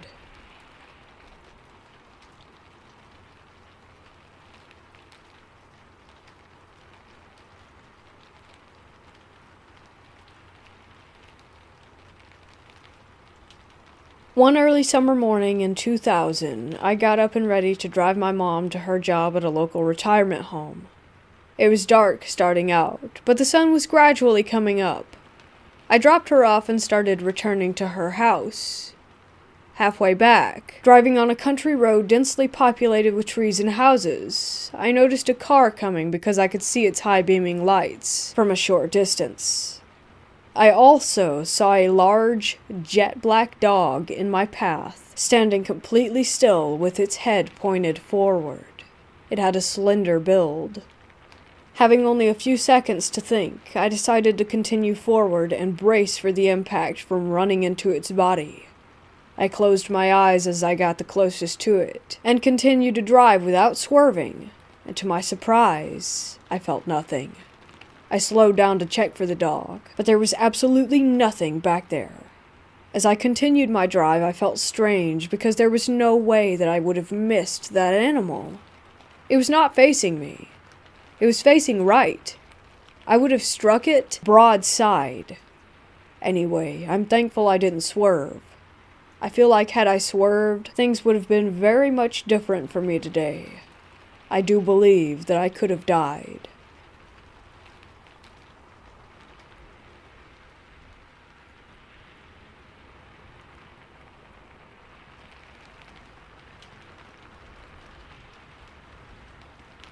I woke up in bed, and next to me I could see a man lying there with no distinctive facial features except for brown, darkish hair.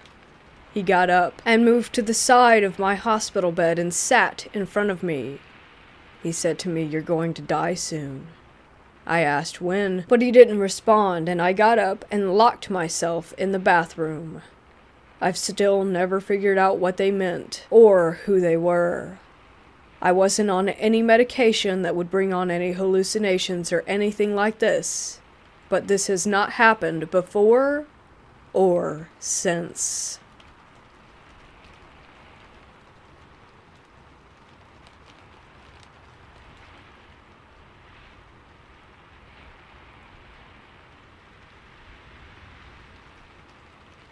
My mom and I moved into a house when I was in the 5th grade.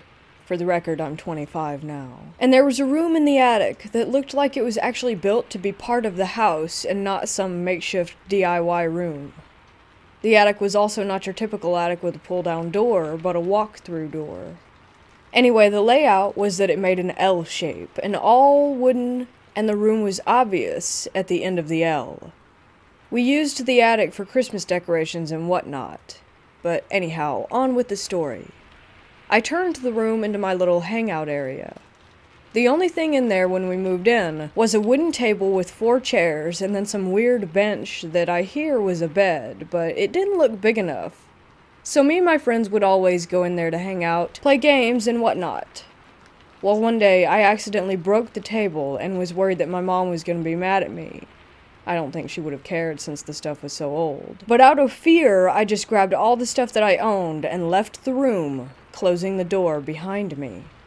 I think I remember once going back in there a few years later, like 9th grade maybe, but never actually spent an extended period of time. I would always stack the Christmas decorations in front of the wall and door to it.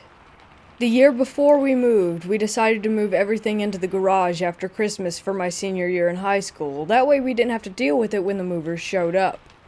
We never used the garage anyway, but got rid of lots of stuff the year prior, so we had plenty of room. That was the last official time I saw the door. But the absolute last time I stepped foot in that house, the stuff was all packed away, on the truck preparing to leave, and I was doing one last walkthrough when I decided to go into that room and make sure that I didn't forget anything and leave it behind. I went to go to the attic, and it was missing. Nothing but a blank wall. Like there was no way a room could have ever even have been there. I was shocked and asked my mom, but she had no idea. I even called my friends to verify, and yeah, they all remembered the room, but she didn't. It was odd. Very odd. I never felt anything weird about the room at all. Like, I'm pretty sensitive to paranormal stuff, and this just seemed like some random room. The house, in my opinion, was haunted because a guy hung himself in the living room, but I don't believe that that was connected.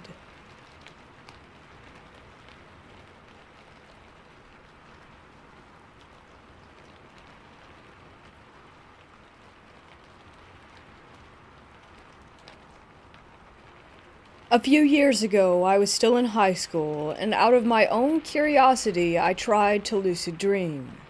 I started recording dreams for a month as soon as I woke up.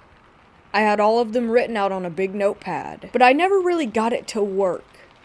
Anyway, one night I had a dream where a friend came to me right before I woke up, and the only thing that happened was him telling me something bad is gonna happen soon. A few days later, I completely forgot about this, but the same friend in real life keeps acting really just down in the dumps. I asked him what's wrong, and he said it's just a bummer because his uncle had a heart attack and he's worried about him. To add to it, I get a call later that day telling me that my uncle also had a heart attack on the same day and died. At that point, I had to break this weird story to him. Premonition? Or just pretty creepy coincidence? He believes the story, even though I would have been skeptical.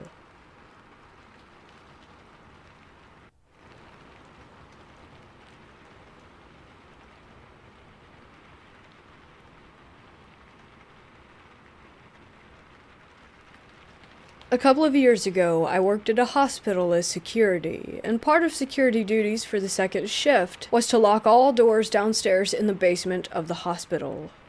The type of things down there ranged from offices, supply rooms, bathrooms, and the morgue. We would also have to check the refrigeration temp inside the morgue to make sure it was running properly, but that's not important. So one night I go down to the basement, which is basically a big rectangle, locked all the doors, and just as I was going to make a right to take the stairs up, I noticed someone walk out of the corner in what looked like blue scrubs. They took about 5 steps into one of the doors I had locked. They didn't open the door or anything, just walked right through. As security, I couldn't just brush it off because recently we had people steal from the supply room, so I had to check it out, especially since it was after hours. As I walked up to the door, I immediately got goosebumps, because this specific door was 1, an automatic locking door that can only be accessed by ID clearance, and 2, I didn't see the individual pull out an ID, which you have to get in. You pull out the ID, scan, and wait for the green light to pop up to open the door. I literally just saw someone take about 5 steps into the door like it was open wide, which it wasn't. The door automatically locks and closes itself. I think to myself, well, if someone accessed the door after hours, they aren't allowed to, so this might be the person that's stealing stuff. If a nurse or someone needs to go to the supply room, they call security, and security escorts them because of stealing incidents. So I pull out my ID, scan it, and open the door. I walked in and saw nobody. Then I opened all the closet doors to confirm that nobody was hiding, and then immediately got the F out, because I was 100% sure that I had just seen a ghost.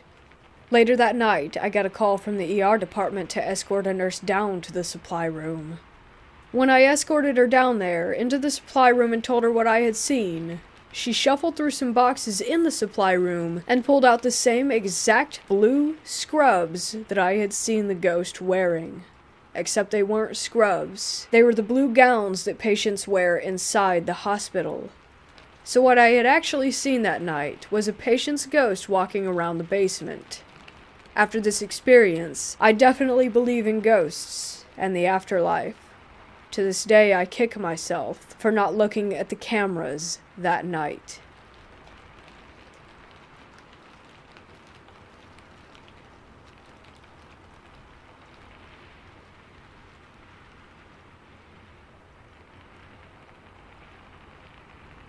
So I always struggled with sleep paralysis. But one time, maybe 3 years ago, I woke up from my sleep, but I wasn't able to move at all. I saw a very slim, abnormally tall, black figure in the corner of my room. I looked at him.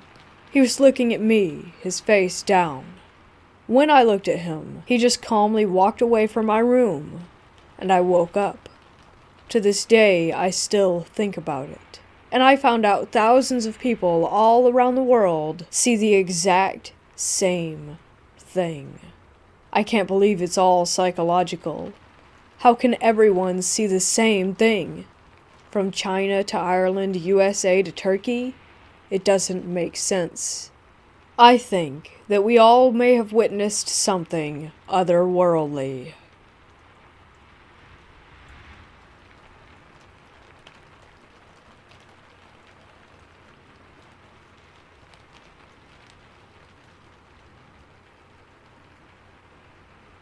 Back in the early 2000s when I was a kid, there was a deserted section of the local hospital waiting to be torn down and rebuilt.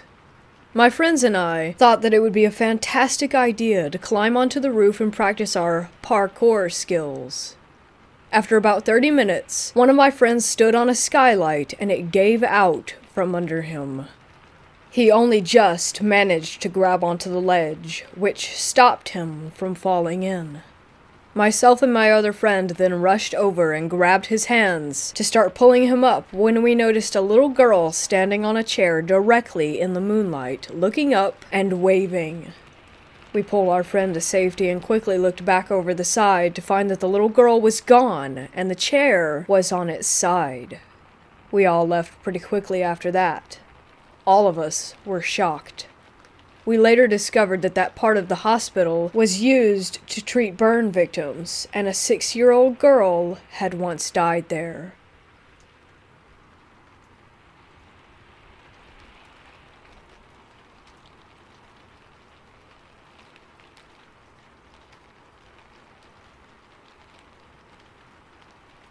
I've worked 3.5 years now as a psych tech at a unit that covers the southeast portion of my state. The unit I work on you can think of as the ER for psych. We admit individuals who are having mental breaks or who need help for self-harm, being disabled from their psych disorder or harming others. The unit is freaking old, and has been around since the time of Moses, it seems. Even though weird events go on, it's a pretty awesome job helping others, and I love working here while I finish going to school. I will say to start out with, that most nights on the unit are really quite boring. Naturally, with the type of individuals that can stay here, the unit can have a change in its feeling rather quickly, though. I've had individuals who I've never met before know strange things about me or other patients, such as where I've buried my dogs, names of family members, or the streets that I've grown up on. You'll get a weird vibe walking by certain patients. At times, my patients will say creepy stuff, such as being told the devil has sent its demons to watch me and not mess up. I witnessed a lady who came in for suicidal thoughts slowly progress to sitting in a corner and screaming "no, stop," till she couldn't talk. This lady shouted and shrieked the same phrases over and over in an empty room. The unit also has one room that I dislike because no matter who gets assigned to stay in that room, they always seem to get much worse before they get better. The room is always cold, even when the heat comes through the vent. I can recall 4 patients asking to switch rooms because the shadows in the room surround them when they sleep and buzz at them at night. My most recent experience was while doing my safety check in an unoccupied room which had the door open. Previously in the shift, I knew it was locked because I had checked all the unused rooms to make sure that they were indeed closed and locked. I thought housekeeping had come up to clean the room possibly, since a patient was discharged from in there the night before. Next thing I knew, I had a soap bar and a shampoo bottle thrown at me. It wasn't a joke throw either, but a rip right at me. The door slammed shut. I think a patient is in there now. I open the door to a completely empty, clean room. I lock it up, pick up the soaps, and try to tell the other tech that I'm working with what had happened. We pull up the camera and sure enough, you can watch that event unfold in the hall. Not all experiences are bad or evil on the unit. The patients will sometimes tell me that they had family that's passed on stay the night in their room and visit with them until they fall asleep. Another time I had one patient tell me that a giant white figure stood guard by their door and kept the shadow figures from coming in until they were finally able to doze off. We do have regular figures that walk the yard and hang out in the rooms. One we call the engineer because the figure is always being seen in the utility closet. The mysterious stranger resembles a character out of a game. He's a tall guy in a tannish trench coat and business hat walking the same path around 3 a.m. and disappears after he passes by a big elm tree. Before you come onto the unit, there's a fairly large gym to play basketball, lift weights, or exercise, which low-risk patients can use with a staff member. Before you come onto the unit, there's a fairly large gym to play basketball, lift weights, or exercise, which low-risk patients can use with a staff member. On my 4th meal break, I usually eat and do a little working out. The gym also has a radio to hook up your phone to and to jam some music. This particular time, I'm shooting hoops and listening to Metallica. My break ends, so I put the ball away and unplug my phone to leave. As the music cuts, I hear a soft voice say, "Keep playing." Similar story from a coworker from the same place. When she turned the music off, she heard someone picking up singing where the song had stopped. Apparently, they also enjoy music just as much as the rest of us.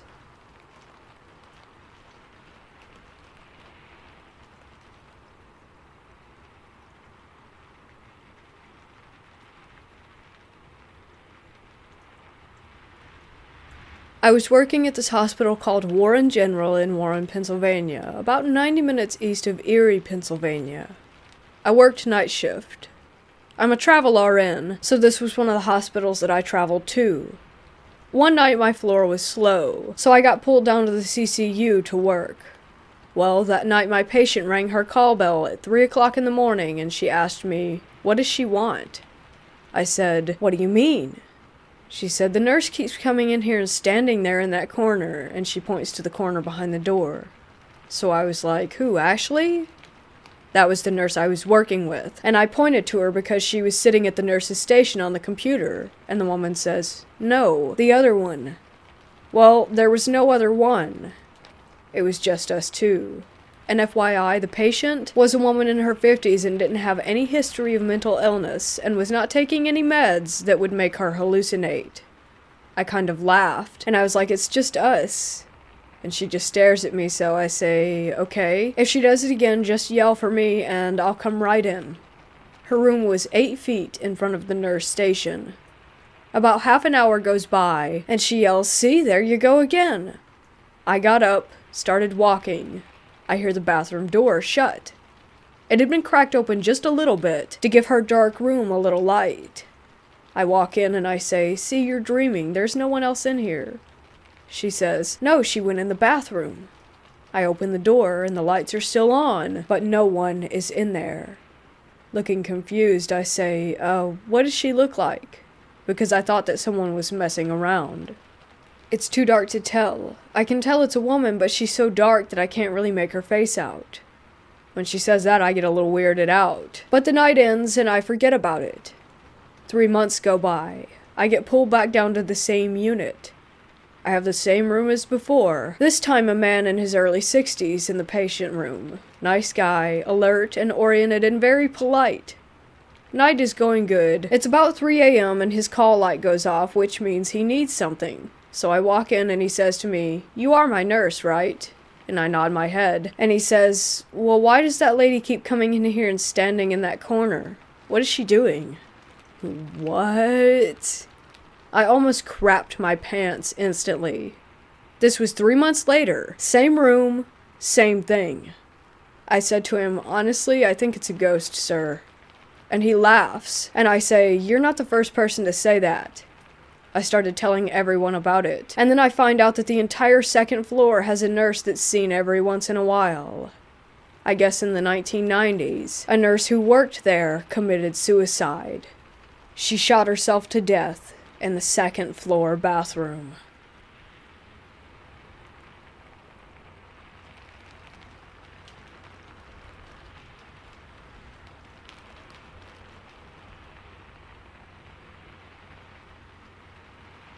In 2011, my older cousin bought a small, 2-bedroom, single house in a quiet neighborhood for retired folks.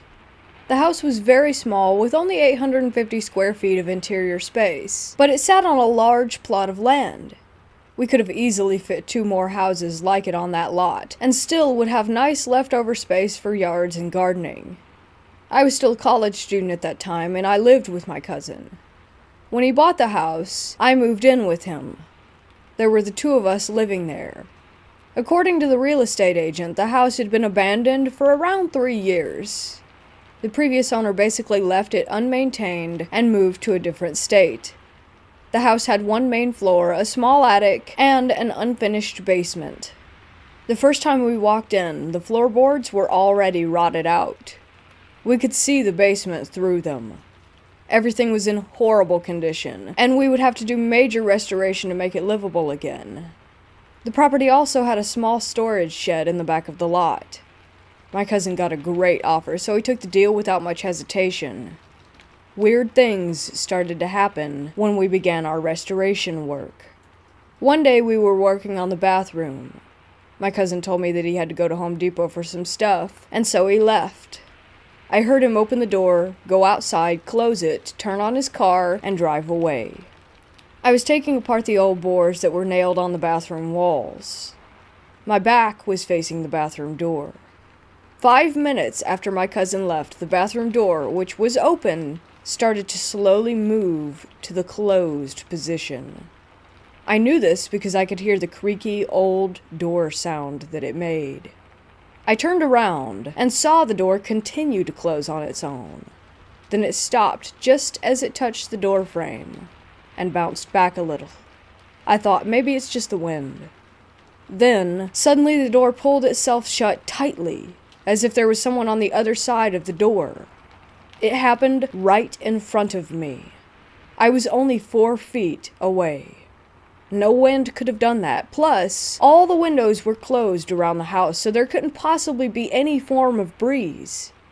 You might think that maybe the AC caused it, but no.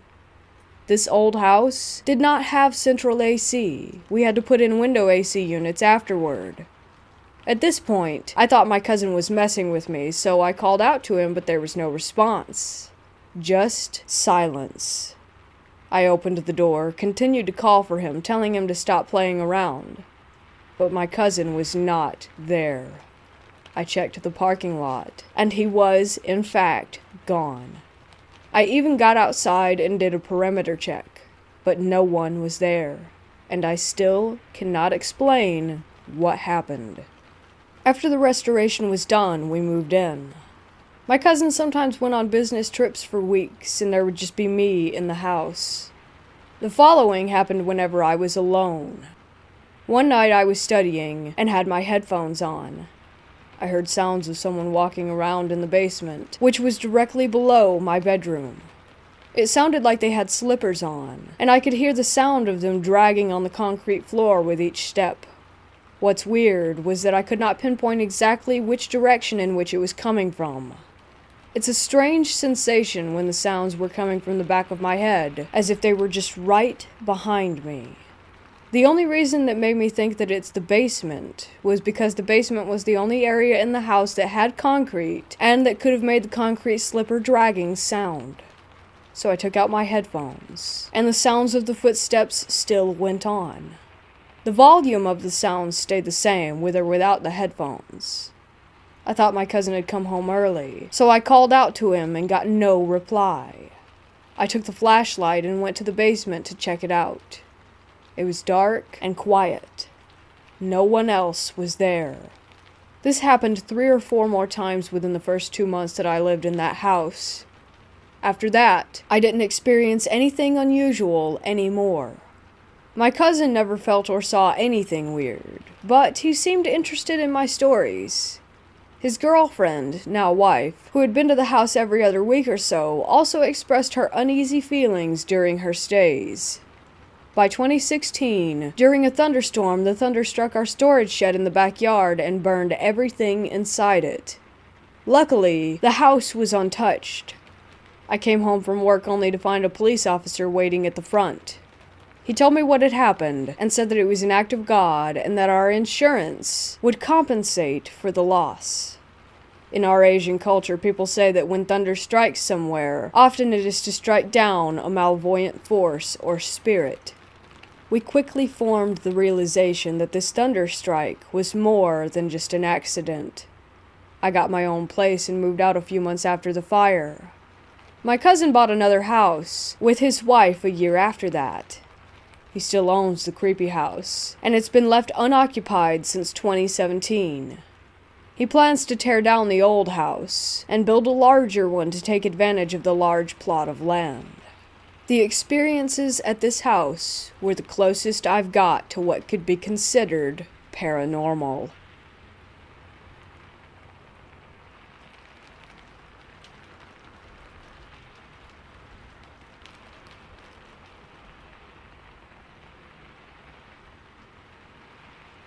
My mom and grandma have had similar experiences with premonitions, but I am now 21 and have been having them for the first time in my own life recently.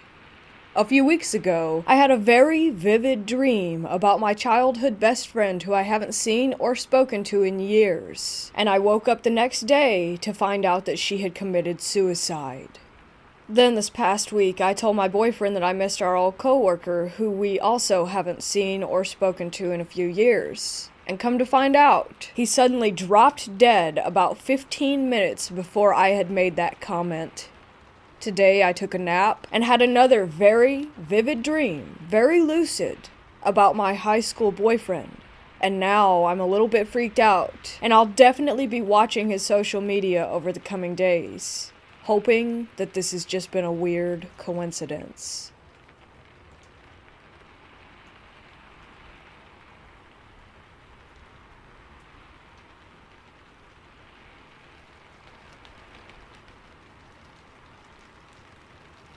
My family and I moved into a new house. It used to have an attic, but it's been sealed off. After a couple of months into living in this house, sometimes I'm just watching TV and I hear scratching from the roof. I just play it off as a bird, as they're common where I live. After 3 weeks, the scratching has gotten worse and more frequent. It's like it's trying to scratch its way out of the roof. By the way, the attic entrance thing is above the outside of my sister's room. One day my sister tells my dad that the seal is open. My dad gets confused because it was supposed to be sealed off completely. My dad goes to close it and realizes that it's really hard to open and close, so whatever opened it was strong. That's when I start to get skeptical. The same night I go to get some snacks from the fridge, I open it to find out that they are all gone. I thought my siblings must have eaten them. In the morning, my parents are going on about a missing cake. The cake was supposed to be for my niece's birthday. They asked if I had anything to do with it, and I said no, along with all my other siblings. I was getting really suspicious about the attic, so I built up the courage to go and check it out. Note that I am probably the most paranoid person in the world, so I was scared for my life, but my curiosity got the best of me. I get the ladder, a torch, and a knife just in case. I open the entrance. I shine my torch to see nothing, but as I search more, I see the cake, empty snack packets, dirty clothes, and a short, dark silhouette. It just freezes in place. Immediately, I bolt and scream for my parents and tell them everything. They tell me to stay in my room. They go up and check, but there was no one there. I'm still shaken from that moment and get nightmares from it. We have since moved from that home and now live a normal, non-scary life.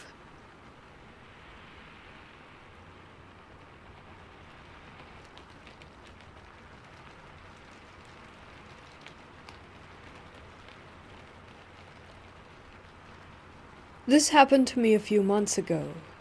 I woke up in the middle of the night. I was on my back, and there was a man standing at the foot of my bed, staring at me. He was wearing black. He looked very calm. I think he was floating because he was high up in the air. I have always been freaked out about ghosts, but for some reason I did not panic, and I just stared back at him for a few seconds. After he seemed to realize that I was awake, he was surprised and appeared nervous. He then turned away as if he was leaving and disappeared. I never had any experiences with sleep paralysis, so I don't think that this was the reason that this happened. Also, my dog was sleeping next to me, and she did not wake up. Even after he left, I was not afraid. I truly do not understand why.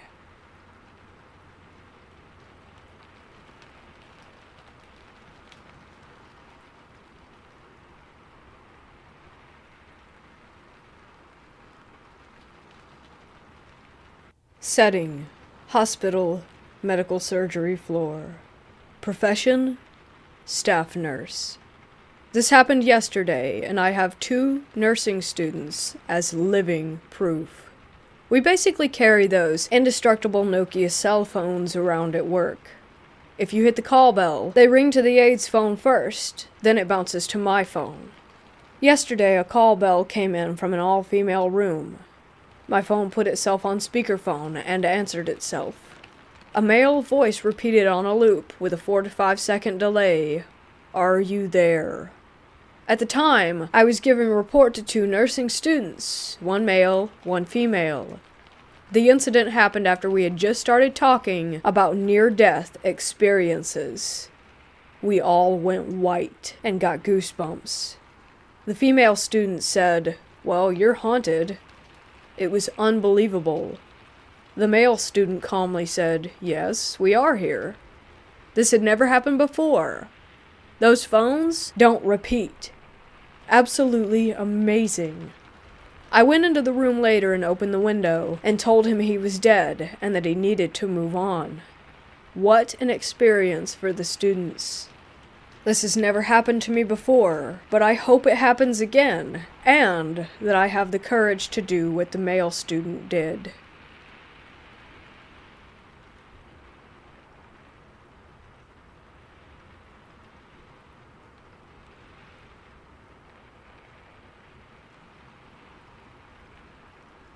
When I, a 24-year-old female, was younger, around 5, my family moved into an old house on the upstairs floor. An older couple lived below us. This was a long time ago, and I was really little, but I remember this all so vividly. When we were first moving in, my mom had to go up to the attic, which, coincidentally, the door was in what would be my room. She took me and my younger brother up with her because I'm assuming she didn't want to leave us unsupervised. I remember not liking it up there, and then the light turned off. Both my brother and I started screaming about red eyes. I do remember them. It wasn't just one. It was a bunch or a few. I couldn't tell you how many. It turns out that the light turning off was my dad because he didn't think anyone was up there. He turned the light back on and asked what was going on, and me and my brother were still hysterical. The thing is, no one remembers this but me. Not even my brother. I chalk it up to a bad nightmare, except for the fact that I remember every detail. And it turns out a mother had drowned her baby in that attic, and my parents had experiences there as well. I feel like that house was the start of my acknowledgement or awareness of the paranormal.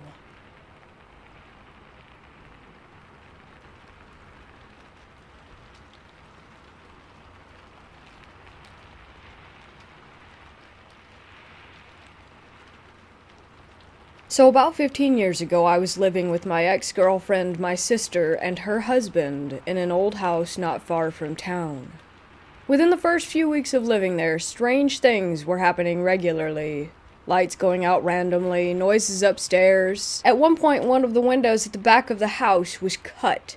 Like someone had went in with glass cutters trying to break in, but gave up on it and left. Creepy stuff like that. That was bad enough, but things got pretty severe as time went on. One week in particular was truly insane. The first thing that happened that week was on a Tuesday night. Everyone was working, and I was home alone watching TV when I noticed that our cat was acting really weird, backed into a corner, and arched up as though she was scared. When I went to get up, the electricity went out in the house, and it was pitch black inside. The second that happened, I heard really loud footsteps running down the stairs toward me. I got up and braced myself for whatever it was, but there was nothing. I gathered myself and went outside to the front garden to check if the other houses' lights were on, but my house was the only one that was dark. I went to the fuse box to reset the trip switch, and all was back to normal. A few days later, I think it was a Tuesday, we were all sitting in the living room watching a movie and eating a pizza. The lights were on, there was a good atmosphere in the house, when out of nowhere, a massive bang happened upstairs. We go up to check it out, and I went into our bedroom and saw that my bedside table was in the middle of the room. But the worst and last thing that happened to me was on a Saturday night. I'll never forget this. It still gives me chills when I think about it. We go to bed, everything's normal. We watch a bit of a movie and fall asleep. I wake up facing the wall and glance at the alarm clock.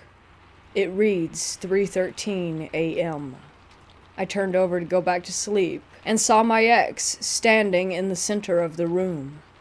Confused, I begin to sit up and ask her what's wrong. But as I start to sit up, I realize my ex is asleep in bed next to me. A surge of fear runs through my core, and I'm frozen to the spot. My eyes adjust, and I just barely make out the figure. It was a young girl in a nightdress with a cartoon character on it, soaking wet, with her head looking down at the floor. I could hear the water droplets landing on the carpet, and I'm just sitting there totally in shock, unable to believe my eyes. After a couple of seconds, her apparition melted away and faded out of sight. I got up and turned on the lights and tried to tell myself that it was just a night terror or something, but the problem with that was that there was a wet patch where she had been standing. We moved out shortly after that. But I can still picture her to this day. Creepiest thing I've ever experienced.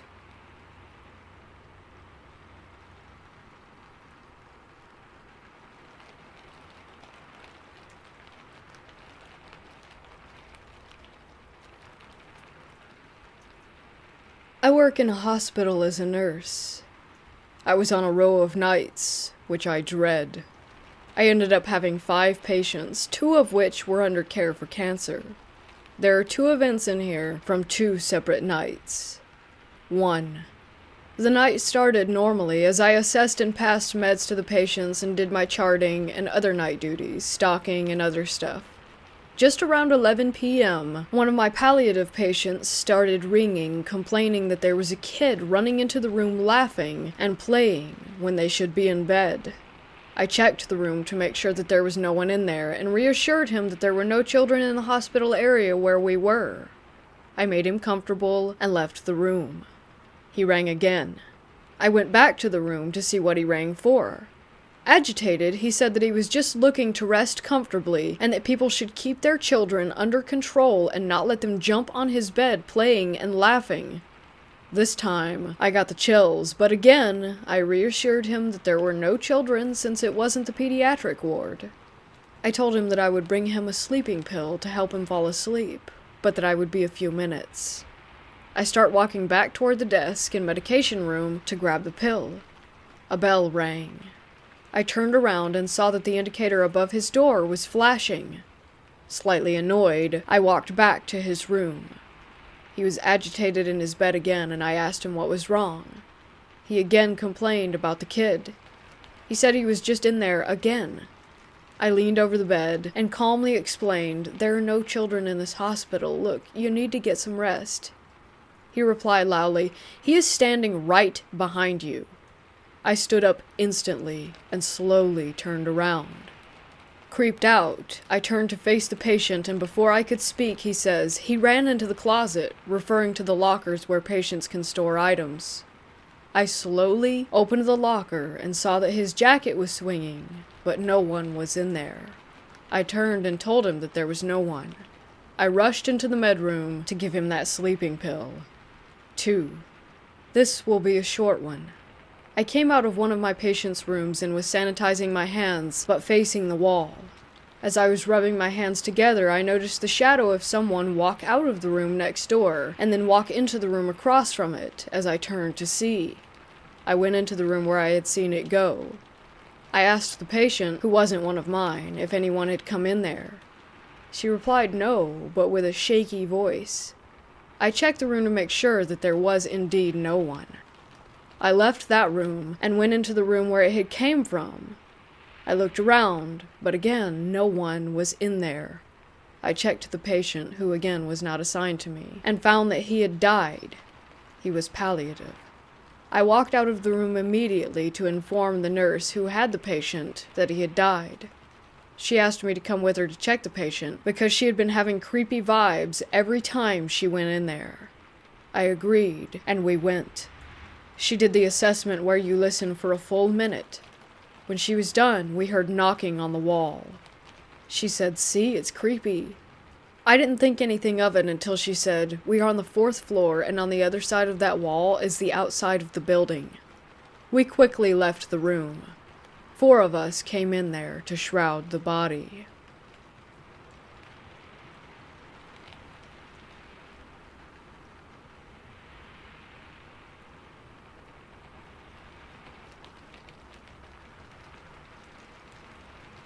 So I'm a week out of the hospital after spending 2 weeks in there with COVID-19 and pneumonia. I have a lot of serious health issues and barely survived my stay, but at the end of my stay, I was woken up at about 4 a.m. by the nurse coming in to give me more antibiotics and change my fluid drip. She left to get a new tube for the drip, and whilst she did that, I rolled over in my bed and saw an elderly man standing at the end of my bed with his hand on the bed at the bottom, as he was looking out the window. Initially, I thought it was one of the elderly gents on the same ward, wandering into my room again. It had happened multiple times, as they all had dementia or delirium, so I spoke to him and asked him if he was alright, but he didn't respond. I buzzed for the nurse and she came back in a rush, and the man vanished before my eyes, and I believe before the nurse's too, as she stopped and stared for a moment, before shaking her head and continuing. I tried asking about it, but she kept telling me that I must be dreaming. Every time she came back into my room, she looked at the same spot where he had been. I'm not sure what I actually did see that night, and I didn't recognize the man at all.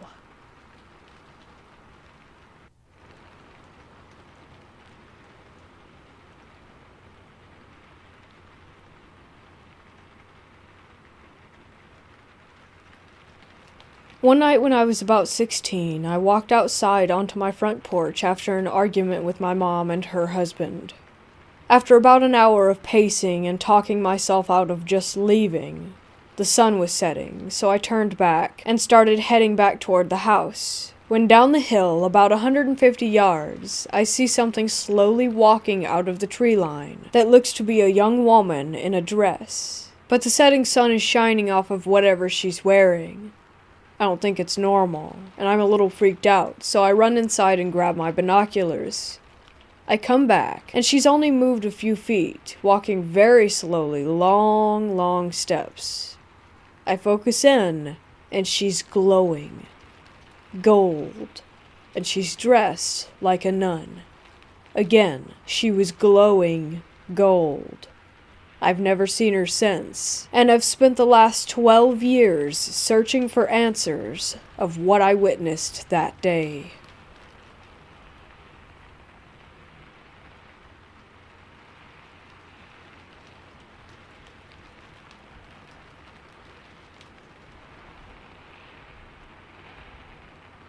I work in a place with 5 floors and a basement. It used to be a house for nuns and priests. I have divided the story into small parts describing everything I've seen on each floor. I got called up for a night shift since a colleague called in sick. I've never done a night shift here, so I took up the opportunity to see what it was like. 4th floor. Doing your rounds isn't the creepiest thing at all. The creepiest thing is going down the stairs again. You will see a black figure walking the hallway. Just your average shadow, you know. Well, thing is, the lift sometimes randomly goes to that floor during the night, as if someone is calling it. 3rd floor. Doing your rounds gets a little weirder here, since it seems as though you aren't alone whilst on the floor. You will hear footsteps and see shadows on the wall walking past you. 2nd floor. Exactly the same as 3rd floor, except for one painting. It has a woman in it that sometimes changes position or even completely disappears. 1st floor. You will sometimes hear the piano play a D note on the floor above you. Main floor. There is a black leather couch in the hallway where you will sometimes find a see-through man sitting with a cigar and newspaper. He smiles and disappears when you greet him. Basement. The helpful poltergeist resides here. This is the place where, before my current company took up the building, the morgue was. There currently are our storage rooms, but the rooms aren't marked with what is in them. But that doesn't matter, because the night shift always gets knocks on the door to indicate where the item is.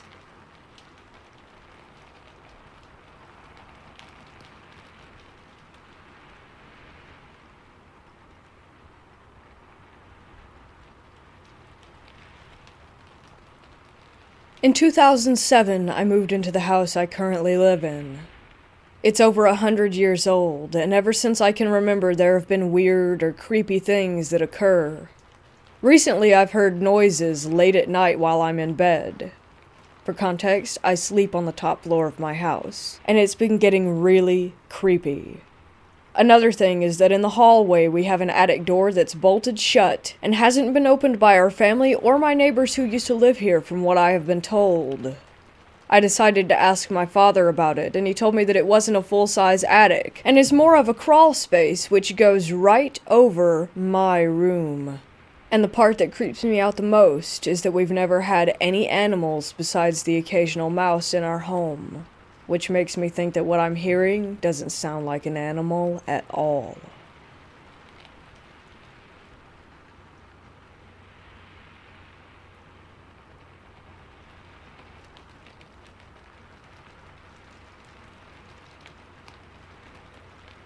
From as early as I can remember, I used to fall asleep watching old, reel-to-reel black and white cartoons on my wall, like Steamboat Willie.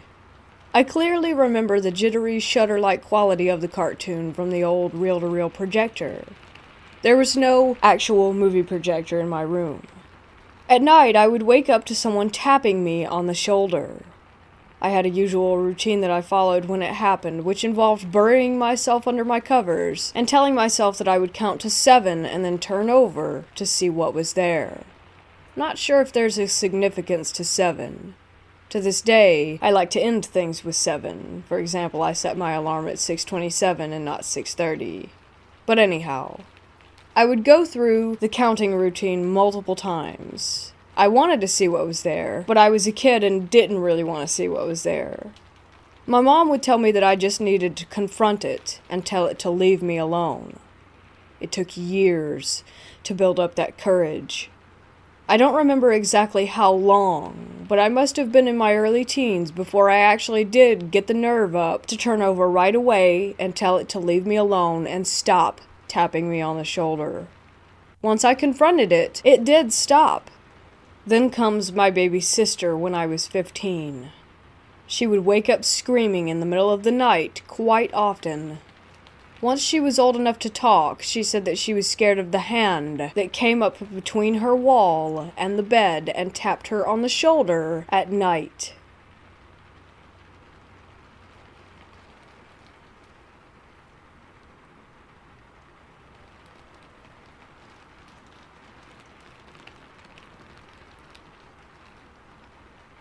I am a security officer and I work in a low-volume hospital.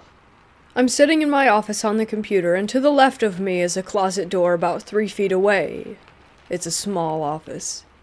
Out of nowhere, there are 2 very loud pounding sounds coming from inside the closet. These were full-on banging sounds, not just knocks. It shook the entire office, it was so violent. I jumped what felt like 10 feet out of my chair.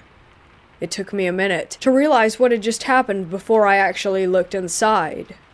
Of course, nothing was in there, just some old office equipment. I'm kind of in shock now.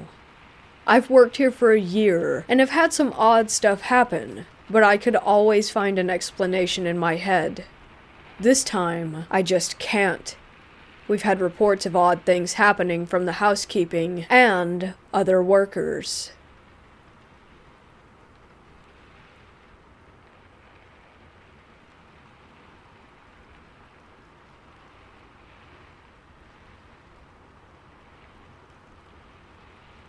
There's a ghost inside of mine and my girlfriend's new home. We've heard stomping in the kitchen in the middle of the night, among lots of other things. The issue that I have is that I wonder why it never shows itself or does anything in my presence. I've come home to doors open, and the animals in the corner shaking. Or I'll hear things in the other room falling, and sure enough, there will be something on the floor, but it never does anything while I'm in the room. My girlfriend, however, has seen the ghost, has had it open doors that she was next to, and heard it whisper. Is my energy off-putting to the ghost, or does my girlfriend attract it through her fear? I do not fear the ghost, and view it as more of an annoyance than anything, whereas she is terrified of it.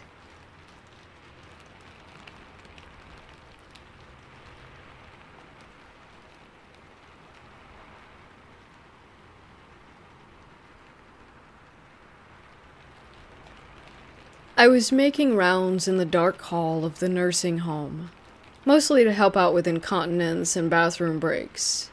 There's only one aide per hall. I went into the room of 2 ladies.